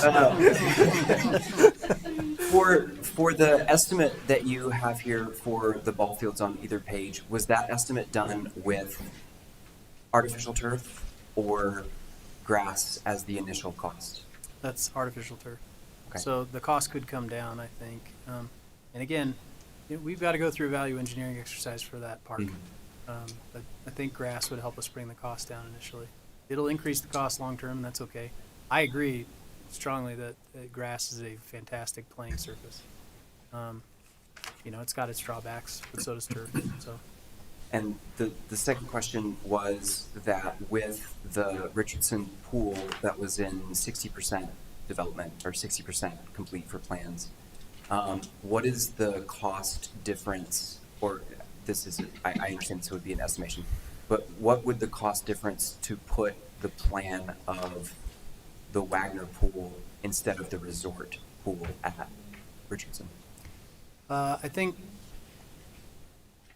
the question you're asking, if I understand it, is the cost to do the construction drawings for Wagner is roughly $650,000 to take that pool concept to something that could be built. I think it would be roughly about the same to kind of repackage the pool and finish it at Richardson, because a lot of the hard work is already done in terms of pump sizing and all that. I'll go back really quickly. I think I understand what you're saying. But just so I make sure we're all on the same page. You got the point that I was trying to get across, I guess. And if we took that kind of resort style pool at Richardson and turned it into a lap pool, that's what you're suggesting. Yeah, basically swap. And I wouldn't put in a diving board. We would make it shallower but still diveable from blocks, so maybe 6 foot deep on one end. But I don't think we'd need a diving board just because of so many other amenities at that hearing it. Oh, I forgot I can't point at the screen with this, but down in the bottom of that plan, there's that kind of amoeba-shaped light blue resort-style pool. I suspect that we could make adjustments there to accommodate at least a 6-lane and perhaps an 8-lane. An 8-lane is pretty big, so we need to make sure it fits in that space. We may also, we may want to look at value engineering some of that down. Maybe we don't need the, right now there's like a triple slide tower planned. Maybe that goes to a single slide tower that could be expanded in the future. But those are ways to kind of cut costs in order to make what we want to happen. But I think in answer to your question, we could put a lap pool in instead of that amoeba-shaped kind of resort pool. And I think the design cost would be about the same. Okay. So with those answers, and I would echo what everyone else said, I think a couple things. One, the new information for the possibility of doing a COP was late to the game. We got that information. It is now possible to do what would have been 2 phases of Richardson in 1 phase, including the ball fields in the park. I think that, as Trustee Wayne said, I think that's kind of an easy question, even though it's not easy to spend $27 million. But I think that satisfies 2 rather large requests from the people of the town, both of which are pretty serious in their minds. And it would also allow us to move quicker. There was, as you stated earlier, there's basically a negligible difference between building just an outdoor pool at Wagner versus building the entire project at Richardson to include the pool and the ball fields. That satisfies, I think, another major concern from the original pool issue, which was if it was 3 phases in, that could be up to 10 years. And I think some of the comments, to keep on that note, if this project were to move forward faster, it would free up money and time to do other projects like Newell, to different phases possible of the Arboretum, etc. And we would have more leeway to move those projects either faster or up in the line. And then we can be looking at other projects in the future that wouldn't have been an option had we slowed down. I'm also, from the beginning of this, I've always been kind of leery of getting rid of that space below to the south of Wagner without really thinking about it, because once that envelope gets built upon, that's it for the rest of the time. And there's many other uses that envelope could be used for. Whatever it is, if it's an indoor pool in the future, which is probably a good option because it's obviously needed from the scheduling aspect of the swim aspect of it. I think that is, I don't know what number I'm on now, but 3 or 4 different kind of boxes that this project would check if, and it sounds like we do have the money to put in a COP and be able to pay for this project. And then I'd like to also thank the citizens for participating tonight, because they brought up some rather important aspects about all of these projects that kind of get lost in the weeds sometimes when we're talking about developments and spending money and developing infrastructure, etc. And I think 2 things that kind of stood out for me were the fact that the more times that the youth can be together, and adults as well, but the more time the youth can be together in an athletic environment, whether it's swimming or playing baseball, softball, or whatever those fields could be used for, that is character development. And that kind of early life character development is never able to be replicated. It's showing how to fail correctly, how to participate with members of your community that are your own age. It gets you outside. It allows children to be children, which is something that unfortunately I think we're tending to lose at every conceivable opportunity. And I think another aspect that was brought up as well is that the longer we put out some of these projects, be it ball field or pools, those start to become generational gaps that the town of Berthoud is losing out on, as you brought up and as some of the other members of the community brought up. This is, even if we were to pass it and pay for it and start construction today, it's going to be 2 years. And that for a 12-year-old means that they're not going to be able to use these amenities anyway. The person who brought up that there's gaps in the age groups, not only is there problems with scheduling both pools and ball field use right now by themselves, there are certain age groups that are not able to participate in town, and they're having to go out of town to spend their time, to spend their money, to spend their interactions with other youth somewhere else when they could be spending it here, which would only strengthen the town in basically every way. So I am in favor of going forward with the COP, with the caveat that we do value engineering. I would push for turf because I think it's important for people to play outside in the dirt. Make the pool at Richardson basically the design that was focused on for Wagner. Newell Farm gets moved up. Jaskowski is kind of low-hanging fruit. That just is what it is. And save that space below Wagner for the possibility of some sort of interior space, whether it be a pool or other amenities in the future, which I mean, I would push for a pool just because of that indoor lap ability. Was that it? I think that was it. Okay. Trustee Albrecht. Well, I'm really wrestling with this, and I think part of that is probably felt, by the port committee of how much work has gone into some of the decisions that were already made, and now we're backtracking. So I just want to acknowledge those frustrations and how difficult this has been, because we, have worked really hard with the details and information we've had, and took anecdotes from the community and have implemented what we thought they wanted. And so I think we're kind of we're at a place where we have to make a decision that I don't think needs to be, either option one or option two. I do greatly value the concepts with ball fields. That has been something I always thought should be more of a priority even than the Arboretum, because it's a need. And so I like, seeing that there might be some options on the table to move that forward.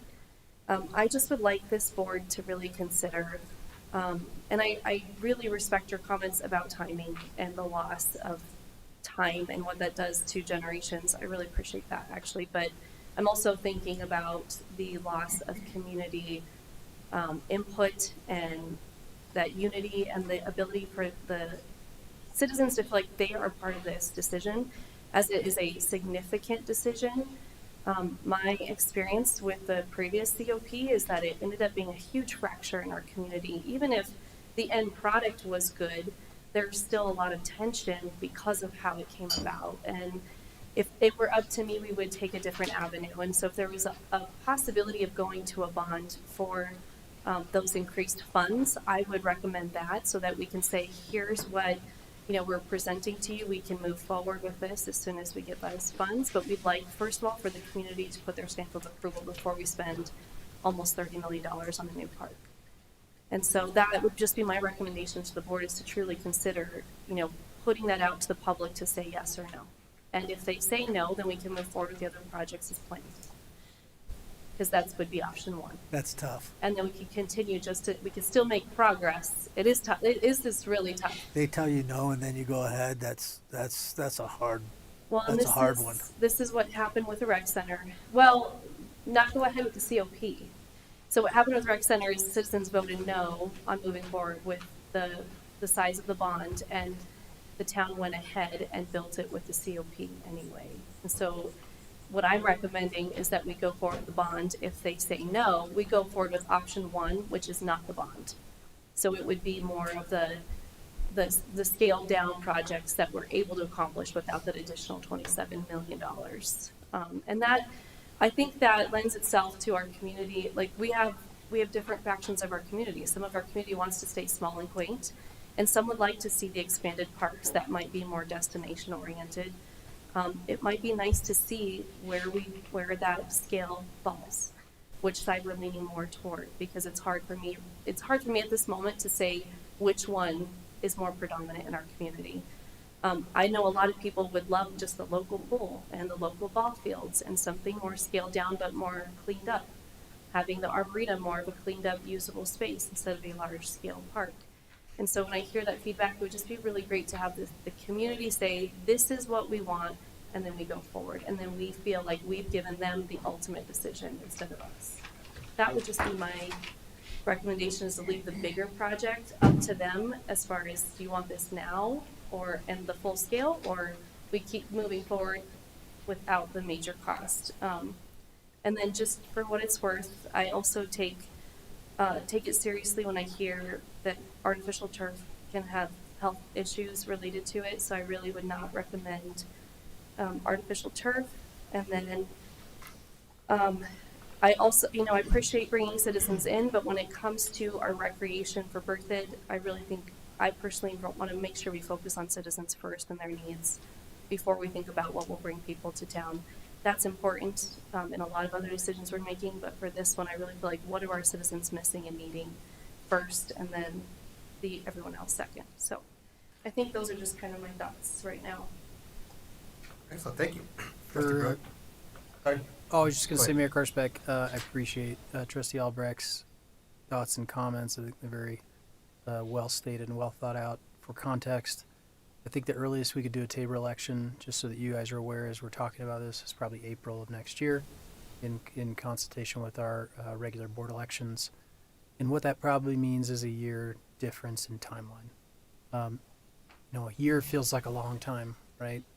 But in the grand scheme of things, when we're thinking 30 or 50 years from now, maybe it doesn't matter, maybe it does. I think that's a tough decision for you guys to make. I think a lot of that comes down to timing and policy and priorities. But just so that you have that in your mind, the difference is probably a year in timeline. Okay. Otherwise, I don't know that it's So practically that different. We couldn't put this on the county ballot in November. Not enough time. I don't think we could get this ready in time. I think we've already missed all the windows, and I think all that would have had been done like back in July, August. So. All right. Trustee Brody? All of these are, for any town, any one of them is really a crown jewel, and it's really a blessing that we have this many projects in front of us. It's a hard decision of where to prioritize and everything, but any one of these would be a big project for any town, and that we are considering this many is pretty amazing. And I think of obviously the ball fields. I have firsthand experience. I coached youth baseball at a competitive level. I coached high school baseball and girls softball. And I see what athletics do for kids in general, and the purpose that it gives them and the lessons that they're taught. And also, we know if they're at the ball field, they're not up to no good elsewhere, or they're not inside gaming, right? So I see the economic impact that these fields would potentially have. And every time we send a family out of town to go play baseball somewhere else, they're spending money somewhere else. They're not going to come back to Berthoud and go out to dinner at the restaurant downtown. They're going to go out in Loveland or Fort Collins or Longmont or wherever they're at. The fact I can remember when we would be somewhere, out of town, like, well, hey, we're here in whatever, Littleton. Let's get our grocery shopping over done. Well, that's tax revenue that's going out the door to somebody else. I personally, an outdoor lap pool to me is such a limited use. Of course, we got kids that want to swim, we have adults that want to swim laps, but I see that as an indoor pool versus an outdoor use because it can be year round. I think the resort style pool would tie much better from a revenue perspective. We have ball games going on. I had 7 kids that I had to, one of them was playing ball at one time and the other 6 are off doing who knows what around the ballpark. If I would have had a swim area or a resort style pool that they could go to and I knew they weren't going to drown in a 10-foot deep end, I would have been pretty happy with that versus roaming around somewhere in the park. So I don't see the value necessarily of a lap type pool at this facility. I would see it more as a resort type, and then do an indoor pool at where the our current rec center is, because that's a year-round facility. But I'm in support of I understand Trustee Albrecht's concerns about putting this before the bond and the citizenry, but I think the COP is a mechanism that is given to us that we should be considering as well, because I think again it'll move these things forward, and the town has been in need, and it's only going to become worse as we see development and more families coming into town, and all of that feeds into the success of our high school sports as well. Yeah, those are kind of my comments on the whole thing. Okay. Mayor Pro Tem? This might take a little while. Do we need to vote to extend the meeting? Or no, not that long. Okay. Clerk Samora, I was wondering if you could pull up the 2024 survey. And this would be going to page 34 of 63. I'll get going. In the interest of time, in this time and age where grabbing anyone's attention or input, I think, is really challenging. We had 836 households, 1 in 5 households in this town, sit down and spend at least close to a half hour filling out dozens of questions on the direction our park should take. We have a very clear direction of where we ought to go with our amenities.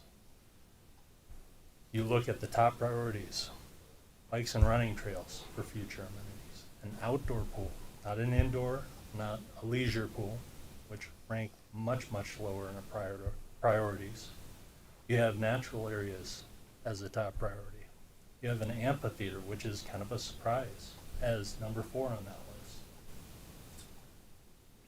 Diamond Athletic Fields is number 13 on that list. You have 1 in 5 voters telling us to build trails, 1 in 5 voters telling us to build an outdoor pool as our top priority, their first priority. I trust in the people that took the time to answer our questions, and I feel going in a different direction that might feel right to any one of us would be going against the wills and desires of the people. Now, when we talk about going for a COP, I appreciate bringing this option up, Administrator Kirk, I truly do. It helps to have these ballpark numbers, but I really struggle. It seems like of all the projects, Richardson continues to come down in cost and expectation of the debt service, but make no doubt, this will be one of the biggest, if not the biggest, expenditure this town has ever made on one single project. For priority 13, you get to priority 3.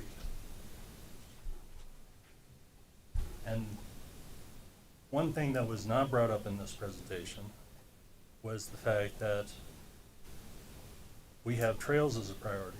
We have the Little Thompson corridor, which is a one-time opportunity to go out and acquire those properties right now.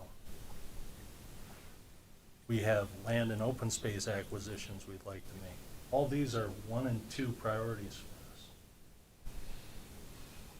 If we move forward with the COP, we are looking at locking up, if I understood correctly, Administrator Kirk, 2/3 of our 1998 funding in debt service for decades. That leaves us much less responsive than any repairs, any remodels, any additional needs, any other parks come up. If any other desires of the public come up, it leaves us much, much less prepared for that when everything is locked up in debt service and we have so little maneuverability in Parks and Rec. So that, along with the position we are in currently with federal, state, and county all making cuts or not making their money available to us, with the state of the construction industry, with tariffs, the economy, with the instability of many of our residents currently that are just struggling to make ends meet, to me, it seems extremely tone deaf to go against the will of the voters and make a humongous purchase or taking on extreme debt to do a want rather than a need. I believe we can get there on all of these projects. I believe the Arboretum is very much ready to go. I believe the idea for the outdoor pool is an incredible thing that we really need to tackle and need to tackle in short order. This is something we've all been waiting on for a long time. And then we do have to think about ball fields. This is, you know, a priority for 3% of our residents, but I think it's higher than that. We had folks here tonight that show that it's a higher priority. It's been a nagging issue for us. So I do think we need to take this on, but let's take it on in a responsible way. Let's really think about the numbers. I mean, and I appreciate the ballpark estimates, but all of these figures are not realistic until we actually get the bids in. I mean, in the presentation here, we had, you know, the indoor and the outdoor pool quoted as, yep, right here. The indoor would be 11 million, whereas the outdoor was 12 million in this estimate. I find those wildly inaccurate. The delta between the no financing option and the finance option is close to $14 million. I think these are significant things we need to consider.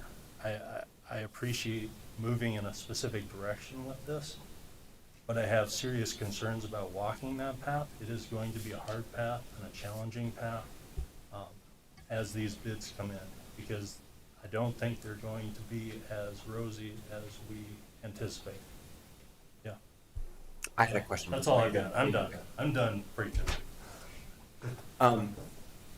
How much of, on Mayor Pro Tem's comments, how much of the land purchasing that we've been doing is coming from the general fund specifically?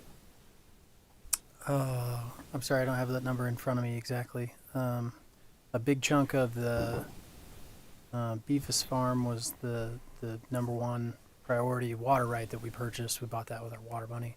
Mm-hmm. The land acquisition came from parkland dedication, reserves from our Larimer County Open Space Funds, and some 1998 1% fund, if I remember correctly. And the same was true with the Shaw Farm. I think we may have added a little bit of general fund money, but I think most of that came from those same other sources as the Beavis Farm. I think Mayor Pro Tem Murphy's comments are legitimate. The financing of this magnitude will hamper our ability to do other things in the short term. We're making commitment to some large park amenities, and I think that's an absolutely appropriate point to bring up. I do believe we have the money to operate and to continue to do our maintenance of our existing facilities. I'm not concerned about that as much as I am. It does. Look, these are all trade-offs, right? I mean, I use this phrase with you guys all the time. We're not broke. We just have to decide where to spend our money. We have bought hundreds of acres of open space in the last 2 years, and it's awesome. If you want to continue to buy hundreds of acres of open space, that may be hampered, or we may have to find other creative ways to fund those. So that's absolutely a legitimate conversation. We do look at the Arboretum as trail and open space development. It's improved natural areas. You know, they're landscaped, but they're intended to feel more natural, right? It's like an urban forest with the idea of installing trails. So and that's one of the reasons why we think that should stay at the top of the priority list.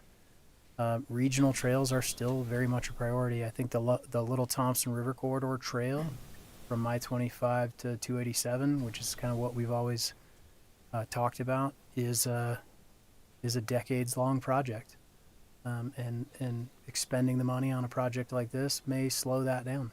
I think that has to be a realistic part of the conversation. So I don't mean to leave it out, but I think that's a fair point to make. In terms of the Richardson Park project, I also agree. Ball fields show up low on this list of important amenities. When we look at kind of, how are things ranked as first priority, a lot of these things end up within a few percentage points of each other. When you add second and third, that starts to change. And that's not really a surprise for a more niche facility like Diamond Fields, right? The reality is not everybody uses them. And they don't benefit a significant portion of our community, but they do benefit an important part of our community. And so that's something you guys have to balance too. Totally understand and respect that. But the majority of the expense of Richardson is the outdoor pool, that number 2 priority on the list. So while the ball fields are an important component of that, if we want to do it all at once, the big cost is the pool. Make no mistake. The outdoor aquatics facility is a $15 to $20 million facility by itself. So I think we should be cognizant of that. And I do think, look, we took a wild guess at an indoor pool. The reason why we think it's probably at or maybe even less than what we're talking about for an outdoor pool is, one, we wouldn't do an 11-foot deep end. I wouldn't suggest that we do, because the only reason we're really doing an 11-foot deep end is to include a diving board. That was just to add an amenity. We don't need 11 feet because we have it inside, so we can do lifeguard training and water rescue things in our existing 11-foot deep pool. We already do. I mean, I've heard that comment before. We don't have the ability to do that. That's not true. We already do that stuff inside. The only reason we do an 11-foot deep pool outside is to incorporate a diving board.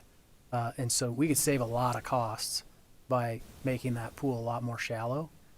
We also wouldn't do the recreational pool component of that outdoor pool design. So we'd literally just be talking about the lap portion.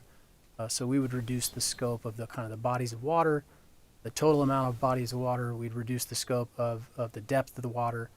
And then, the building itself is not a prohibitively expensive structure. That building is, it's a pre-engineered metal structure probably. Where it gets expensive is all the air handling units and the other things that go along with that.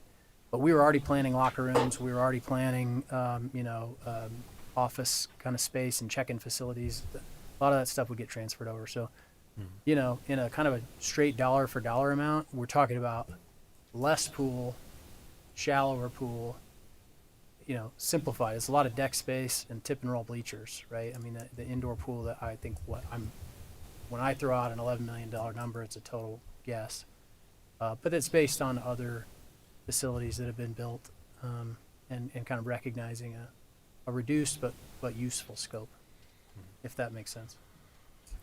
But if I could just bring up, and this is no disrespect to you guys, I know how challenging it is to get a proper bid in this environment. Have we actually had any of these projects come in within, several $100,000 of the actual estimate?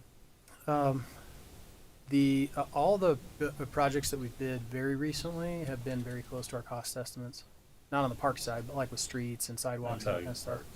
The capital project. The biggest park project that we've bid recently was the town park project. It was over our budget and over our estimate. We were actually able to get it back down into our budget with value engineering. So, and some cost saving measures. So I would say that we had a real project built for what we thought it was going to cost. It was a little bit less in scope than what we had planned.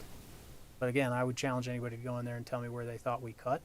I know where we cut, but I bet nobody else could tell. So, I mean, I think that's a real possibility. We did get a third-party cost estimate. We actually paid it for it. It was not free for the entire scope of the Richardson Park project.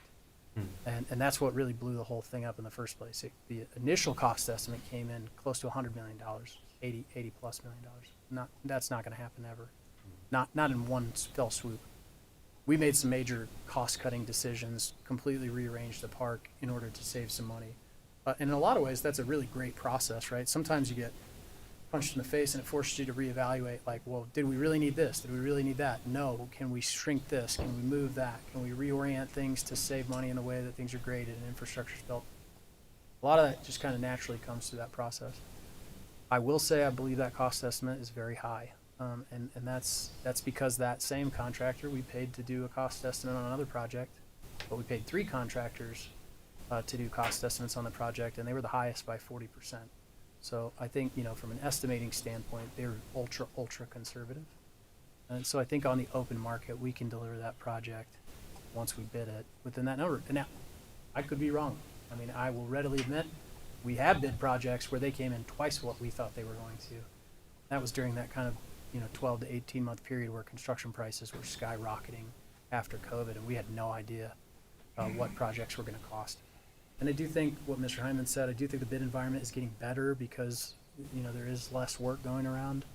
After COVID, there was a lot of free money floating around, if I could say it that way. A lot of federal money that went out, and so people were super busy. And then the private markets, private construction was going gangbusters.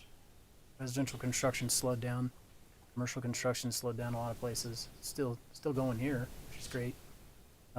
From just a purely economic standpoint, but we might hit this right, we might not. I would not commit to you today, and I very much appreciate the trust that's been articulated, and I do believe that we are conservative and reasonable in our expectations. I do think we could deliver. There's 10% of me that's terrified that I'm wrong, so I'll be honest about that. Which for me, If you were 100% go, I'd be a little skeptical. If I told you I was 100%, I would expect you to not believe me. So, but there is a part of me that we could go through financing, we could go through bidding, and I could be totally wrong.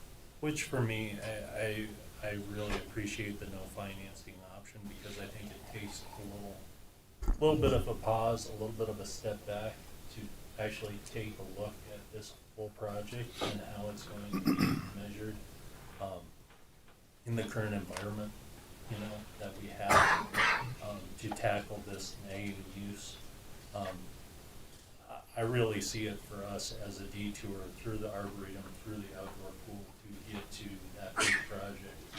And I appreciated Trustee Albrecht's comments on getting voters buy-in when we go and do that, because I don't think a decision like this really should be just exclusively made by the board when we tackle something that massive. That's all I've got. Okay. Well, I'm torn. It's not simple. Honestly, going into this a little more pessimistic, and then getting it might have been something to do with all the baseball players in here, but kind of getting excited. But I think Mayor Pro Tem brought up a great point that I didn't consider with the priorities on the list. Here's my other thoughts. I didn't even know about the amount this would cost till this morning. So it was going to be tough no matter what for me to make a decision on financing or debt in one night. I'm still having that problem right now. I think I was very against the first COP. I think now that's been done, maybe there wouldn't be the pushback. If it was on a new 1%, or in this case a 1998 1%, I'm a little bit more concerned with that. Just being there is other uses than just recreation for that, so this does kind of take opportunities away. And though we could still do the 1.5 million of road improvements, we'll grow over the next 20 years, so 1.5 might not cover it. Though, yeah, we'll grow in our revenue too. I like what Trustee Albrecht was saying too. It's tough that would take us an extra year. It'd be great if we could do it for the county election and get that feedback real quick. But I think to prepare all the documents, that makes sense. Why would that take? This is about 6 months away for the election. Why would that set us back a year, do you think? So it's not that it would set us back a year, but when we talk about it, it's really the outdoor pool conversation, right? The outdoor pool is only open 3 months out of the year, plus or minus. And so if we don't hit that 3 month window in 2027, then you're not opening again until May of 2028. So that's why I say I'm not saying the project wouldn't be done, but we'd have a pool that might be complete that couldn't be open for 6 months, or whatever that timeline looked like. So hitting that window is going to be tough either way. I mean, if you guys told us tonight, go build the outdoor pool at Wagner, we've got several months worth of legit engineering and construction design work that has to occur. There's bidding, there's contracting, and then project execution, and that even that project is at least a 9 month construction timeline, if not a little longer. So and I think that's at the very favorable end.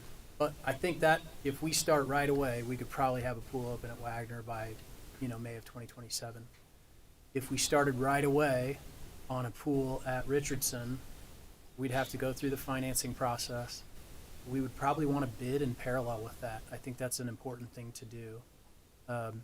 And we may be able to, we've talked about internally, we could probably bid the project that we have. We have enough information in the current design in order to bid it as is, knowing that we would be working with the design team and the contractor to make changes kind of on the fly. That's the fastest way to get that project moving. It's also the most risky. But we could get really solid cost information by bidding that project. And one of the evaluating factors of the contractors would be, what are your creative solutions to bring costs down without negatively impacting the project?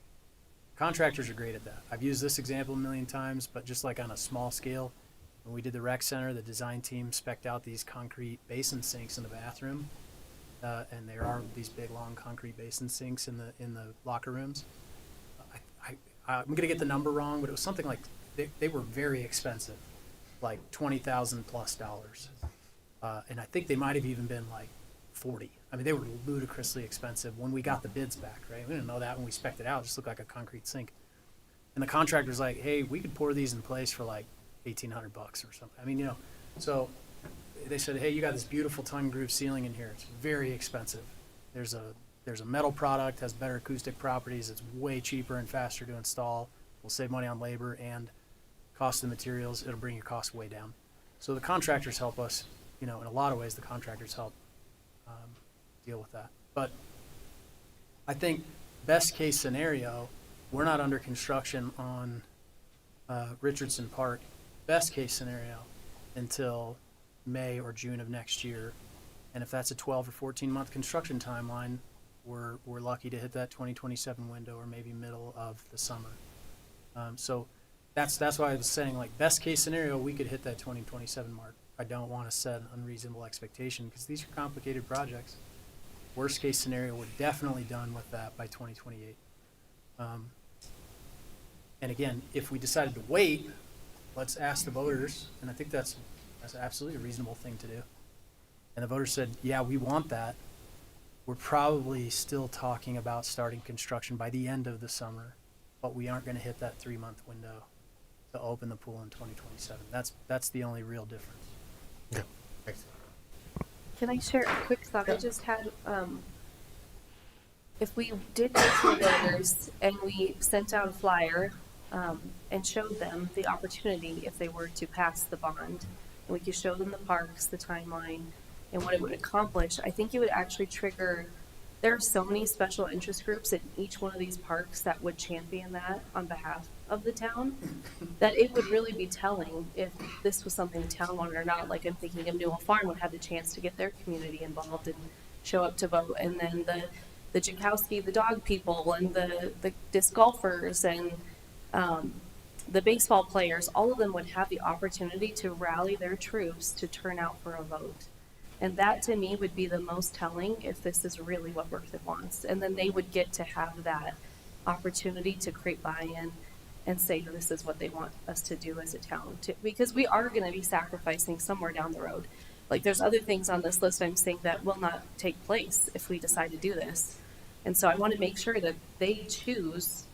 They want these, this $27 million bond to be the replacement for these other future projects as well. And so I think getting them activated to participate in that process is going to be really helpful for us to know if it's what they want, and also give them that long-term investment, like we did this. Not town board members saying, look what we did, but the community saying, this is what we wanted and we made it happen. I just love that idea a little bit more than pushing something through or just pushing pause on all projects and not doing anything either, if that makes any sense.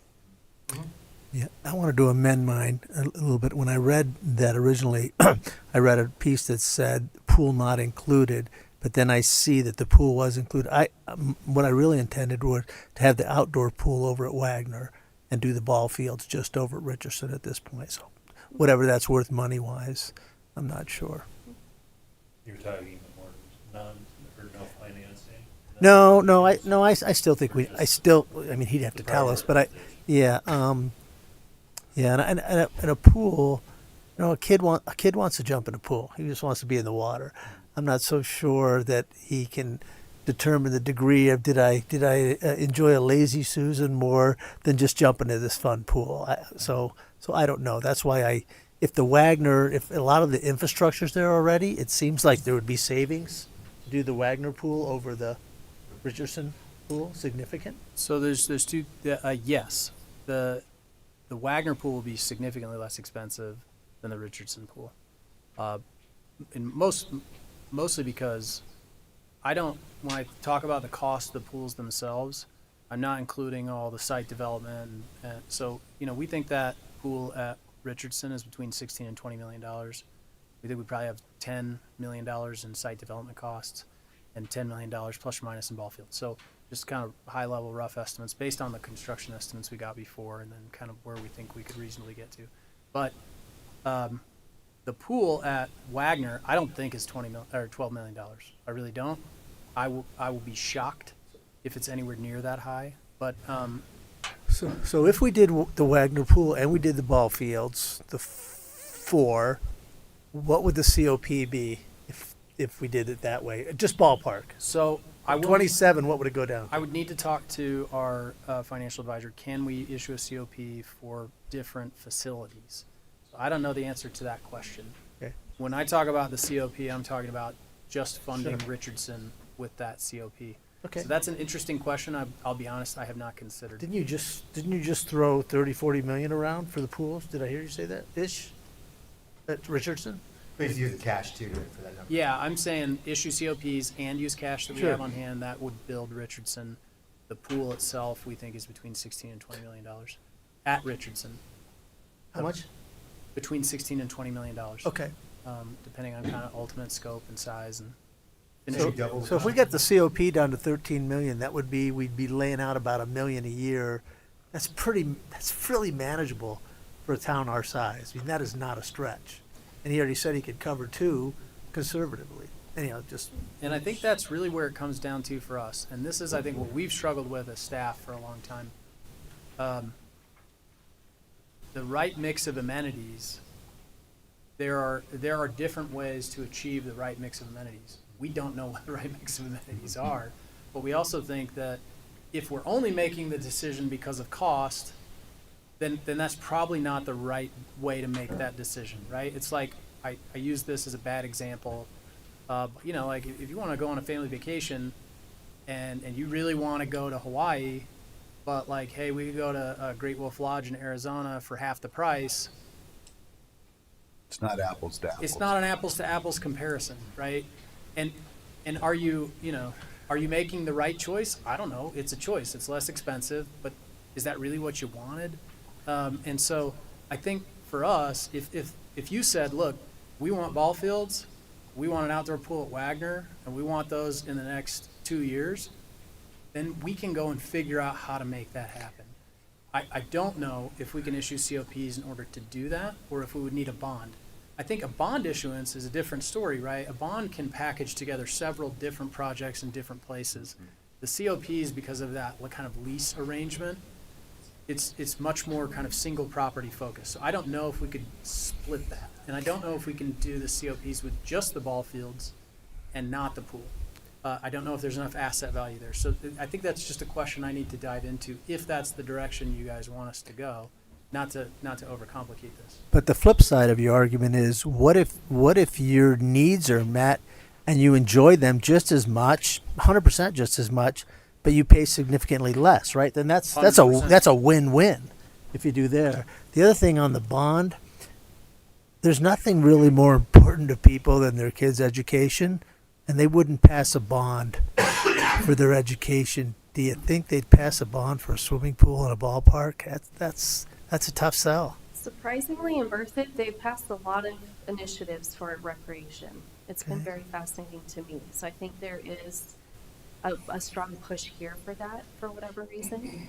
But it wouldn't also, like Chris mentioned, it wouldn't be a tax increase. So perhaps that's the game changer. I'm not sure. And maybe You bring up a good point. Maybe it wouldn't be great to compete with what the school district is going to be doing with bonds. It wouldn't be a tax increase, but we would have to service the debt, so it would still be a drain on the budget.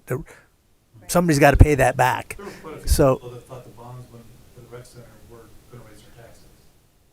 'Cause, like, well, depending on the- well, indirectly they do raise your taxes because you've got to service the debt. It may be built into your existing taxes, but It'd be like a property tax bond.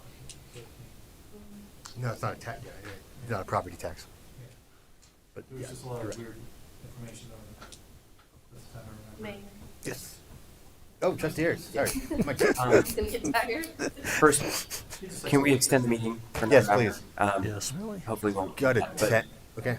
Yeah, go half to hour, 10. okay. Okay. You said you didn't want to overcomplicate it, so I'm going to overcomplicate it for you.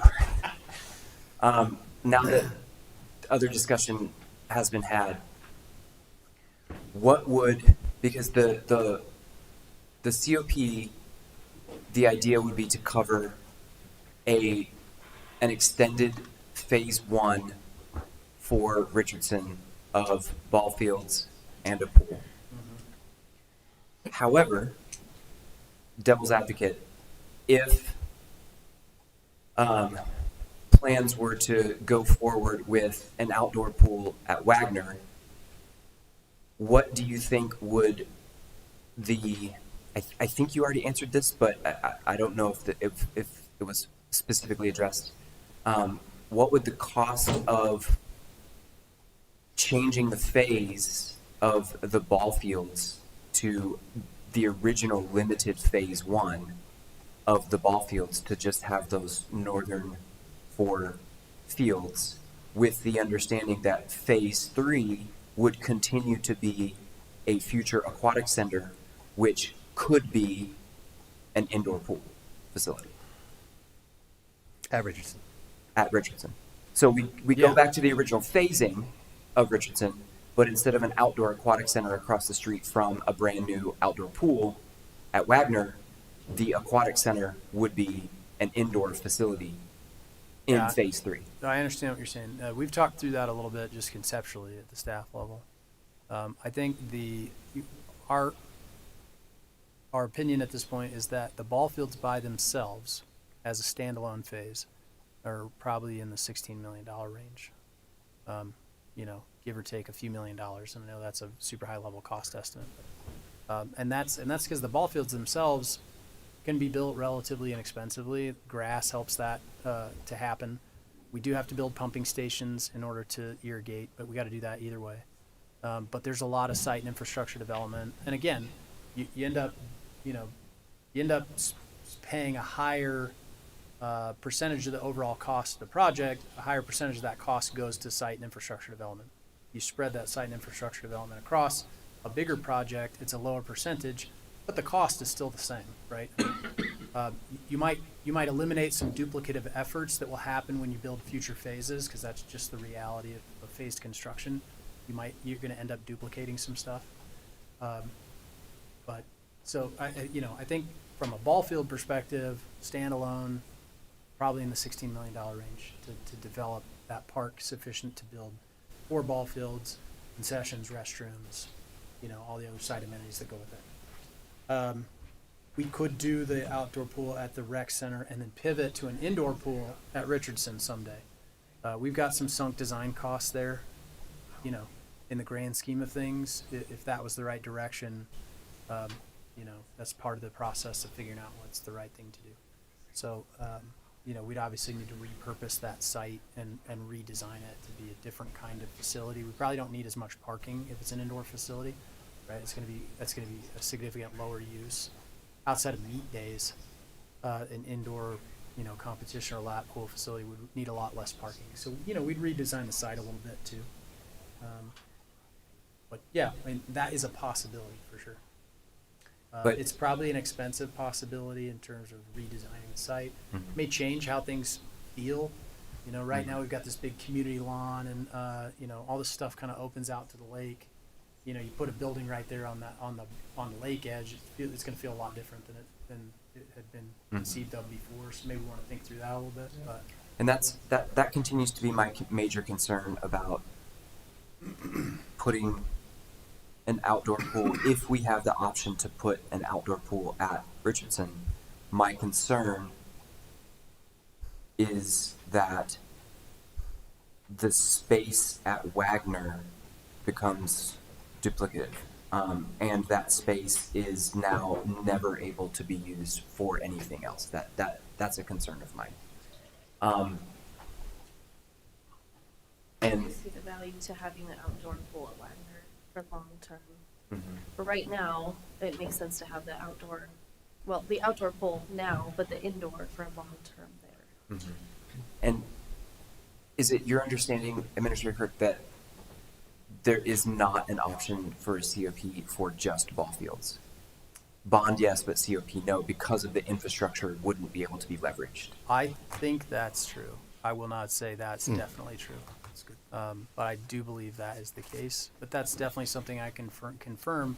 If we said, hey, look, we want to issue a smaller COP just to get the ball field complex built, we want to use the cash that we have to figure out how to build the pool and the arboretum, then I think we might be able to do that. So that's let me talk to our financial advisor about can we actually fund just the ball fields? That was something our initial financial advisor told me, absolutely not. You could not just do ball fields. If you had the pool, we might be able to, but even that's a stretch. Our current financial advisor said, we think we can do it, the ball fields and the pool together. I didn't talk to him about doing just the ball fields because I also didn't know if it made sense to issue financing just to do ball fields. So that's definitely a good question to ask. It may also be that, the pool can be phased at Richardson.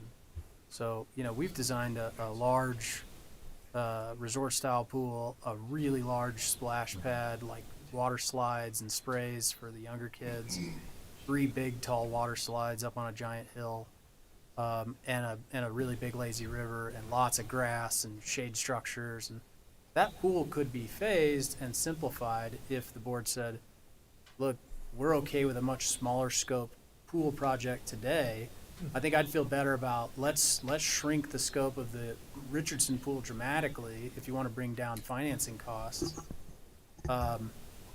Combine all that into one COP issuance, build a smaller pool at Richardson than kind of what's conceived of, but then with the idea that, in the future you could add on around the edges, right? The central part of that design is the resort style pool.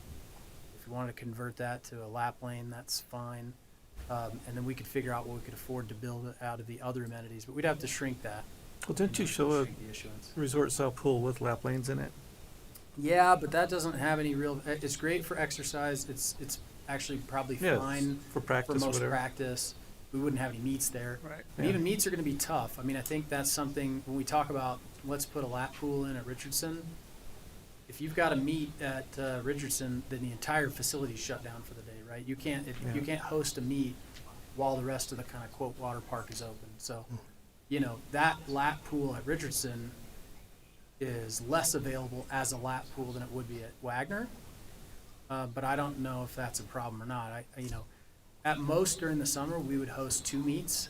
Realistically, we might host 1, and very possibly we would host 0.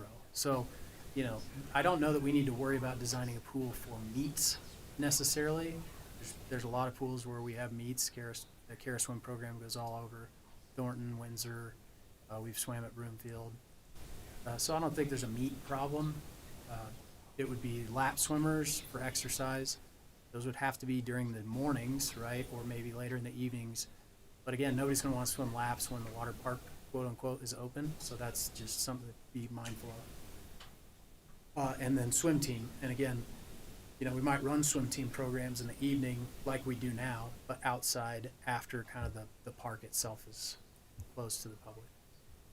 I've got a comment based on going back to Richardson, doing the $30 million project, pool and 4 baseball fields. I want to kind of pull a card out that we did at the last meeting when we're checking off whether or not it passes the mustard, the check boxes. Mm-hmm. So I want to do check boxes here. So if we did that, we would achieve bike and running trails, wouldn't we? Mm-hmm. We'd achieve an outdoor pool. We'd have natural areas. We'd have a small music stage, wouldn't we? I would- Did you say there was like a small amphitheater? Well, Or would that be later phased? It would probably be a later phase. So Okay. that's not, we are not So that's a envisioning a partial check community mark. lawn and amphitheater. There is one in the Richardson design. We're not suggesting Yeah. that would be part of phase one. It would have a lazy river. We'd have picnic areas. We'd have a leisure pool, gentle slope for entry walk. We'd have lap lanes for exercise, possibly. You said Mhm. potentially. And then we'd have baseball fields. That checks off quite a bit of that priority list there, with just that one major development. That's hard to argue. Yeah, that's true. Yeah, checks all those boxes for sure. I don't know if it would eliminate like bike and running trails, but certainly, yeah. No, but if you go through and start checking off boxes, feeds into it. we Yeah. check off quite a bit of our pull there. Right. I really do have an interest in moving us forward on these items. It feels, at least to me, like we are taking a step back when there was a lot of consensus, literally back in November, for outdoor pool at Wagner and the Arboretum project. I just to see if there's consensus here, I really believe that the Arboretum can move forward. We have money allocated for it. It checks boxes 1 and 2 or 1 and 3. And this is probably the cheapest one. It is probably one of the most impactful. Those trees take time to develop. When EAB comes to this town, it is going to radically transform this town for the worse. And I think we need that tree refuge, that park refuge that connects to our downtown. Is there consensus to at least move that into bid after construction documents are complete? No. This fall? No? No. Why is that? The whole reason for this meeting was to talk about these big projects and pull them all together. And I think Tim I don't just. think anyone I just said think to I pull think them all together. I think Tim just said he made an amazing point. We're checking almost all these boxes with this big project that's been in planning for a long time, and I think there'd be so much more value to people with the amenities we're talking about versus the Arboretum. Oh. But if we did COPs for this big project, I'm not saying don't do the when we don't still don't have get me wrong, funding- Will. I'm not saying don't do the Arboretum. I'm no, just no, saying. no. Just what I'm saying is, when we still have funding and other sources to still do the Arboretum. Yeah. I think we. I'm could just do saying the let's don't break COPs it out on its for own. this Let's. project. I think we could still do the Arboretum, pay cash for it. I'm not saying that we wouldn't do the Arboretum. No, I'm I just- didn't. I'm just saying anything we're today, taking our money from different sources. We're doing a mortgage for the big park, which doesn't eliminate any of our cash funds other than a house payment.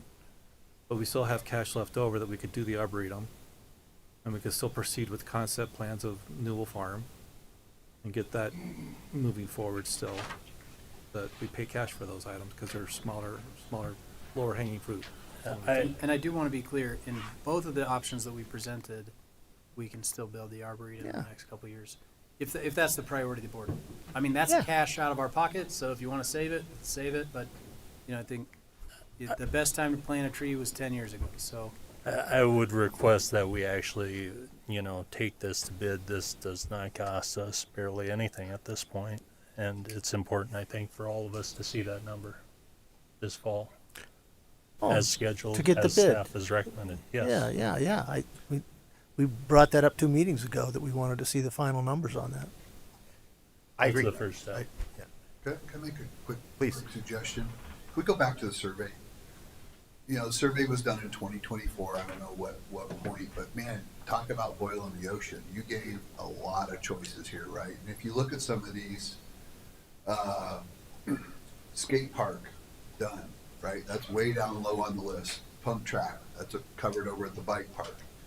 What else do we got in here that's fitness equipment? Is that like outdoor fitness equipment they're looking for? I mean, we've got our whole rec center full of fitness equipment.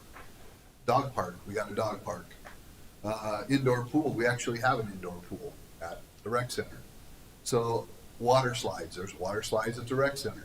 So I feel like if we've kind of narrowed this down to these really, really big projects, right? And to me, we've got all these competing factions that, we've got the ball players, we've got the swimmers, we've got the nature lovers, we've got people that want trails. Let them all, I agree with what Meg was saying from the standpoint of like, what does it hurt us as a town to like, hey, we've identified these as our kind of big projects. We really want input from the public, other than in a meeting here where we can stuff 100 people in here and that's about all that can respond in 45 emails that we all get each day. What if we put together another survey, again, this transparency, and really get out to the public and explain to them what's going on? Because yes, this is recorded and whatever, 50 people and a bunch of kids showed up here, but there's a large majority of the town that they're not going to even pay attention to this unless they read about it in the newspaper or someone sends an email and gets everybody whipped up into a frenzy. So I feel like, look, we know where we want to go. We know what the options are. What does it hurt us to put out another survey to really, now that we've kind of narrowed in and boiled this down to a smaller pot of things, and explain to the public, like, look, we're looking for your input on this new priority list. Okay, we've checked some of these off already. What are the important things based on these 5 big projects that we kind of have there? Will that give us the answer we want? I don't know. Maybe it'll be even more cryptic, you know. But a lot of this is, it's how the question's asked. And yeah, 20% of the population answered the survey. I agree that's a significant number, but it's not everybody. And if we put out a new survey, are we going to get any better response? Who knows? So to me, that's kind of, this is a really difficult decision for all of us, right? For many reasons, the financing piece of it, the competing factions, what's for the greater good of the community. And I think there's so much has happened even since this survey was put out, that maybe it's time to kind of put that out there again. And that's a quick, inexpensive thing in comparison to scheduling a bond election or doing all these other things, or committing to the COP and running the risk of overcommitting us as a town. You know, it's like, let's find out, okay, here's the 5 big projects we identified. What's important? Let's rank those and go from there. You know? Would you tell them what it's going to cost? Because a lot of things boil down to money, and unless we're going to go out and get hard cost estimates, it has to be, hey, this is roughly a X amount of $1 million project. This is X amount of millions of dollars. This project would have to be financed. This project we could pay for in cash. You know, there's 6 different water options in here. So like that also dilutes all those results as well. get 10 people in a room, you get 10 different opinions. Part of the thing is, and I understand what May's saying, and I think she's making a great point, but part of us being elected is to make some decisions and to roll this up into a package and what do we think is best for the town. And here's what we came up with. It's X, Y, and Z, and it's going to cost X dollars. And whether we decide we're going to do a bond or we're going to do a COP, if we decide to do a bond, we say, okay, here, you've elected us. Here's what we've come up with. This is the best of the best we can come up with. Here's what it's going to cost. If you don't want to float a bond, then it's killed, and we go back and we say we're not going to do a COP. We're going to do cash, so we're going to cut it back 50% so that we can work within the budget we have. I mean, is that a logical thought process? Well, in essence, I think going to the bond is polling the public for the final decision, and ultimately what we put in that bond, the leadership that knows the public, that's representing them, we're putting that into that bond for them to vote on. And so we're creating that package that we, are honoring their request, and then they get to decide if they want to be in debt for that much time, for that much amount, and have these things now instead of wait.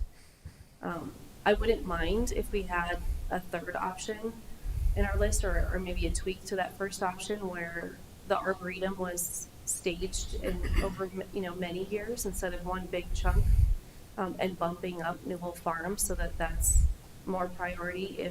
If the bond or COP doesn't go through, I don't want to see the arboretum take place over, Sean, you pointed out the amphitheater is number 4 on there, and we have this glaring opportunity right in front of us that's been presented, and we don't know the cost yet, but it would be nice if we could stage or build in stages the arboretum, like $1 million a year toward more trees and trails, and then we focus some of that funds on the amphitheater as well and have those run simultaneously. So that would be one tweak I would make, and then we could scale back ball fields to the original basic ball field design and maybe a more basic pool design, so that we could have the outdoor pool at Richardson scaled down, and possibly build upon it in later years. That to me would be a better first option that I would feel confident with if people didn't agree to finance, is that we can move forward on those four major things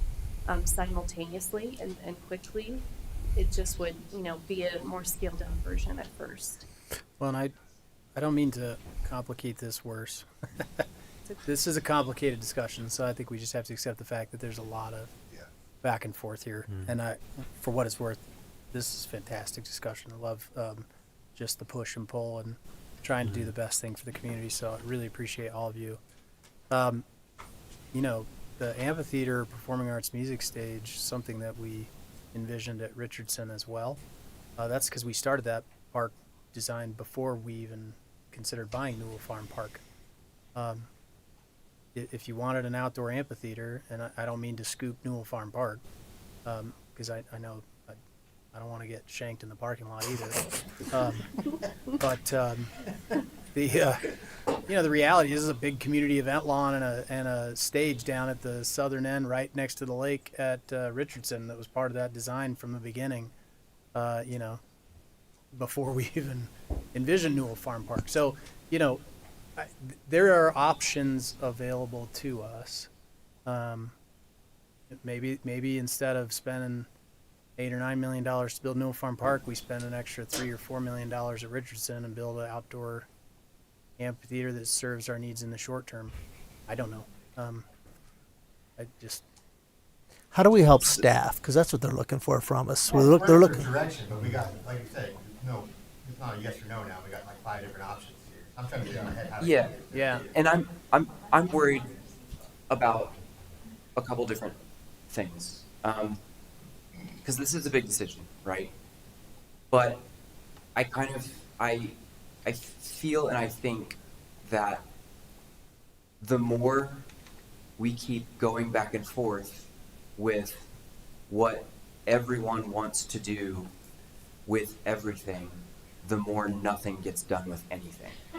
And that, I think, has been a comment that's been a comment that's come up in some of the recent meetings as well, is that some of these projects have been going on for years now, and people's ideas change. My ideas change. That's good, right? If you come up with new information, etc., and you maybe focus on different points of view and you focus on different input, etc. But I think that if we put out another survey and if we give it to a vote, worst case scenario in the survey, everything changes again, and now we have disc golf as the number one option. Well, we're back at square one. I think what Trustee Brody was suggesting is that we don't give people those options. No, sure. Yeah, we only talk about the big projects. That we don't even give them disc golf as an option. And I'm not belittling your point. Next we'll have Tiddlywinks or whatever will show up on the list. But my other concern is that if we do that and we put 3 options on a bond proposal and they don't go through, well, now we're another year into planning the new things that we have to find ways to pay for. What is the phasing going to be? What is the priority of those things? Do we go back to another survey, or do we have 6 months more of conversations about what is number one? And in the meantime, cost of construction is going up. People still don't have any of the amenities that they've been waiting years for, and that's on us. I agree with public feedback. I agree with you every time that we talk about public feedback.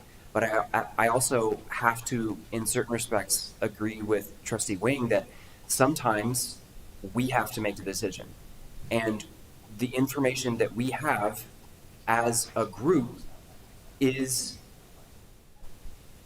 a fuller envelope of what every individual household is going to have for various reasons, right? I'm not belittling their input either, but we have good input, we have public comment, we have this recent survey, we have all of our committees, we have basic numbers, and I think that certain decisions, hard decisions, need to be based on our decisions, based on our input from staff and from the input that we get from the community members who come to the meetings, send us emails, and have already taken the time to fill out the survey, which is only a year old.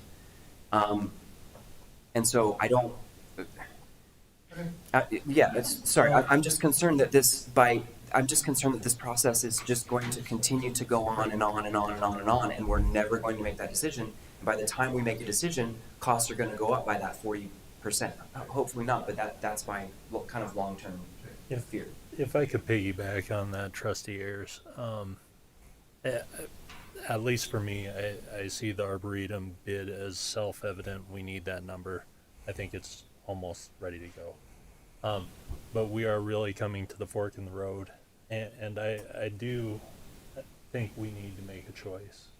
I think we have enough information. A lot of these items have been talked to death. I'm not eager for more meetings. And I think the choice where we're at right now is whether we're going to do construction documents on the Wagner pool right now, which it doesn't sound like there's a heavy appetite for, or go down the road of exploring the COP or a bond, or both those as an option. And I think, honestly, in the interest of everyone's time, in the interest of staff, we should give direction on one of those two directions tonight. And to piggyback on your piggyback, if the direction that we give, correct me if I'm wrong, Administrator, if the direction that we give is to move forward with getting information for a COP or a bond, we're not voting tonight whether or not we are going to try to pass a COP or a bond. We are giving you direction to get numbers on what that would look like. Is that correct? Yeah. That is true and correct. So, again, you're not committing to anything tonight. Right. But the idea of pursuing Richardson is a significant amount of work for staff. And my concern is I don't want to spend all that time and energy if this isn't the desire of the board. Mm-hmm. We have a cost proposal in hand to do construction drawings at Wagner for an outdoor pool. We can just do that. But we just felt like we've been working on Richardson since 2018.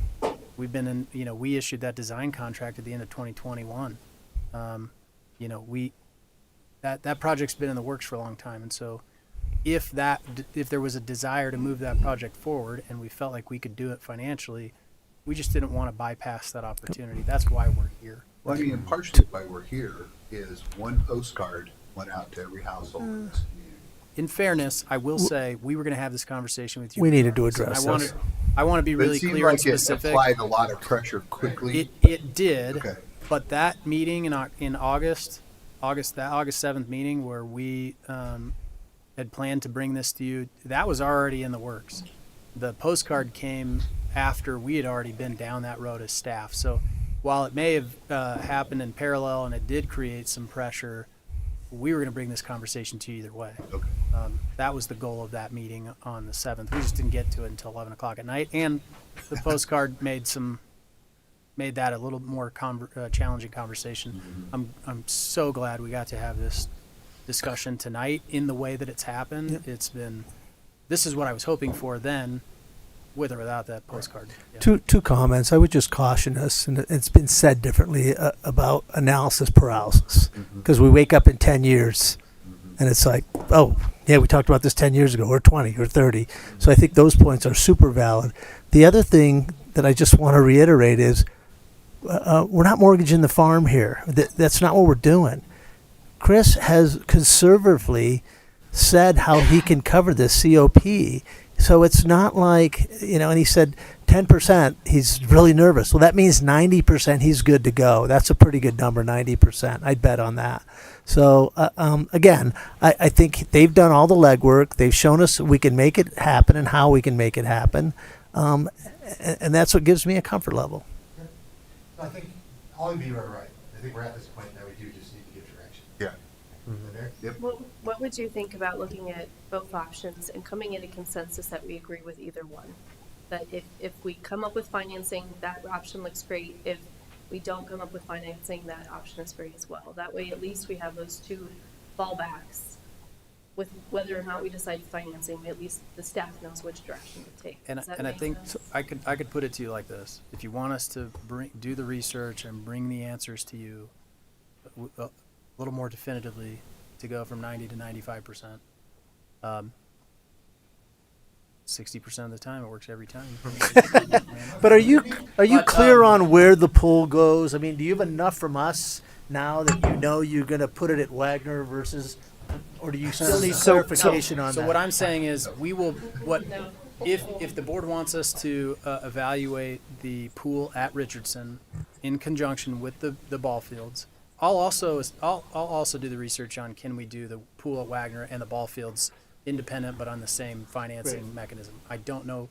I don't think that's possible. I will confirm that because I think that was a good question to ask.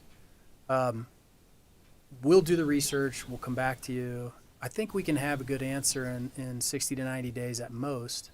And if the answer is, hey, look, we're not willing to commit to this based on the dollar amount and the timeline, we can hit the gas on the Wagner pool. I think the Arboretum, as Trustee Murphy pointed out, it's queued up. Construction drawings are going to be done. Let's get that out to bid and let's just do it. And look, we are victims of our own success. That is the reality of what we're talking about here. We've executed $51 million in parks, open space, and trails projects in 7 years. And 8 years ago, none of that even seemed possible. So I think, we worry about execution and analysis paralysis, but I'll use the phrase, we're kicking butt and taking names. I mean, that's okay. And if this slows us down for 3 or 4 months in the grand scheme of things, it's not gonna ruin anybody's life 30 years from now. Yeah, agreed. All these projects are all projects that our town will be proud of. Maybe it's not exactly what one faction wanted or another, but they're all, as I like to call them, crown jewels. These are all amazing projects. And I just feel like I'm kind of with majority of the folks here, like the longer we kick this down the road, then we're gonna end up with 10 big crown jewel projects, right? And then 15, and we never make a decision. So like at some point we've got to stick our foot in the ground and go in a direction. And I think, if it sounds like there's some general support. I totally understand the struggle in making a decision, but at least some general support for continuing to explore the option at Richardson. Let's finalize some of that information as best we can. We'll sync back up with the design team. We haven't talked to them in a year. I mean, the project's been basically designed for a year while we're kind of figuring all this out. We'll sync up with the design team, get a really firm answer for you on what does it look like to do lap lanes at Richardson to make that part of that pool happen. Are there other creative ways we can phase out that pool to save money? We can get some of that information if you want us to pursue that Richardson option. But if you just said, hey, none of that's really that important today, we said outdoor pool at Wagner and Arboretum, you could tell us that too. We'll just go. But I think the majority, Can we just raise hands right now? Well, I guess I just want clarification. So if the second option that you presented is the full package, right? Everything at Richardson, the maximum pool, ball fields. Correct. I think I'd like to see if there's consensus on that is the ideal, and we'd like to move forward if financing is appropriate. And for me, it's if the town's people vote yes in favor of it. I am in favor of what's been presented to us, if we can get consensus from the community. Is the red line on Richardson what we're talking about, or is it greater than that? That's all we're talking about. Okay, that's what I thought. Just want to confirm that. So If you want us it's the to 4 explore- ball fields, not the 6 right now. If you want us to explore the event lawn, we could do that too. But that's something we could talk about later. It's the red line. Yeah.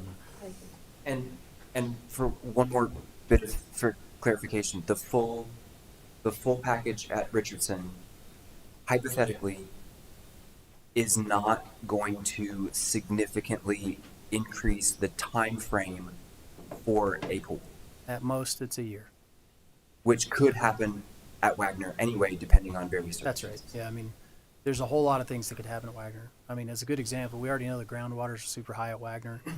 We had, there's 121 concrete caissons down to bedrock underneath our existing pool. There's stuff like that. You just don't know what you're going to get into when you get into construction drawings and full engineering. I would expect that we're going to be designing a very similar pool and outdoors. So just as a side note, but yeah, I think there's a possibility that we're talking about a 2028 opening for an outdoor pool at Wagner. And there's a higher possibility that we're talking about a 2028 opening for outdoor pool at Richardson. Do we have another working session? Is that how we would address this? When they bring all their... The last time this has happened was 2018. I can't remember Yeah. how we did all this. There was a lot of yelling that time. This kind of quiet. This is a much more congenial conversation, so thank you for that. Yeah. But I would be You okay. should just get Mr. Hoyme to finance the whole thing, because didn't he say he liked that? It's So caused he by could growth, just take Alex, the so. whole thing for us and Get ready for put $1,000 it impact. on his tab. Thanks, Alex. Because this meeting has already taken 4 hours, I would be okay with a separate meeting just for getting the feedback and perusing the data on that large project. From the town. Yeah. I really like that. Yeah. Good. Just consider this informational, no direction. Is that what the direction would be?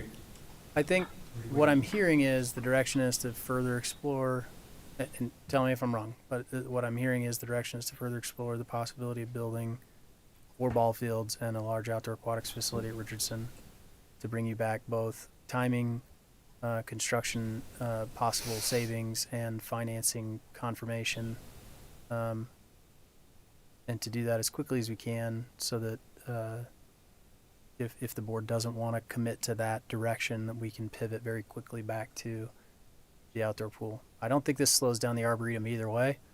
Yeah, that's The what I only was gonna say. the only thing we're talking about really at this point is the outdoor pool and ball fields. Unless So the unless Newell- you want to accelerate Newell Farm Park in front of all that, but I don't think that's been the conversation from the beginning. As a caveat, do you want to at least look at that? And We're going to do the concept plan Great, at Newell Farm great, anyway. You guys great. already asked us to do that. We're already heading down that road. No, but I mean, we got the at money ready. At Richardson, you said potentially there was. We'll evaluate what we can fit Great. with whatever we can Great. Would it finance. be cool if we brought it back at a regular meeting so we could vote on that? Yeah, that's fine. Can I just real quick, I'm sorry. When I'm supporting the Wagner Farm build out or the Richardson build out with the ball fields and the pool, it also, part of the reason why I support that is it triggers all of those other projects to be sped up, like Newell Yep. Farm.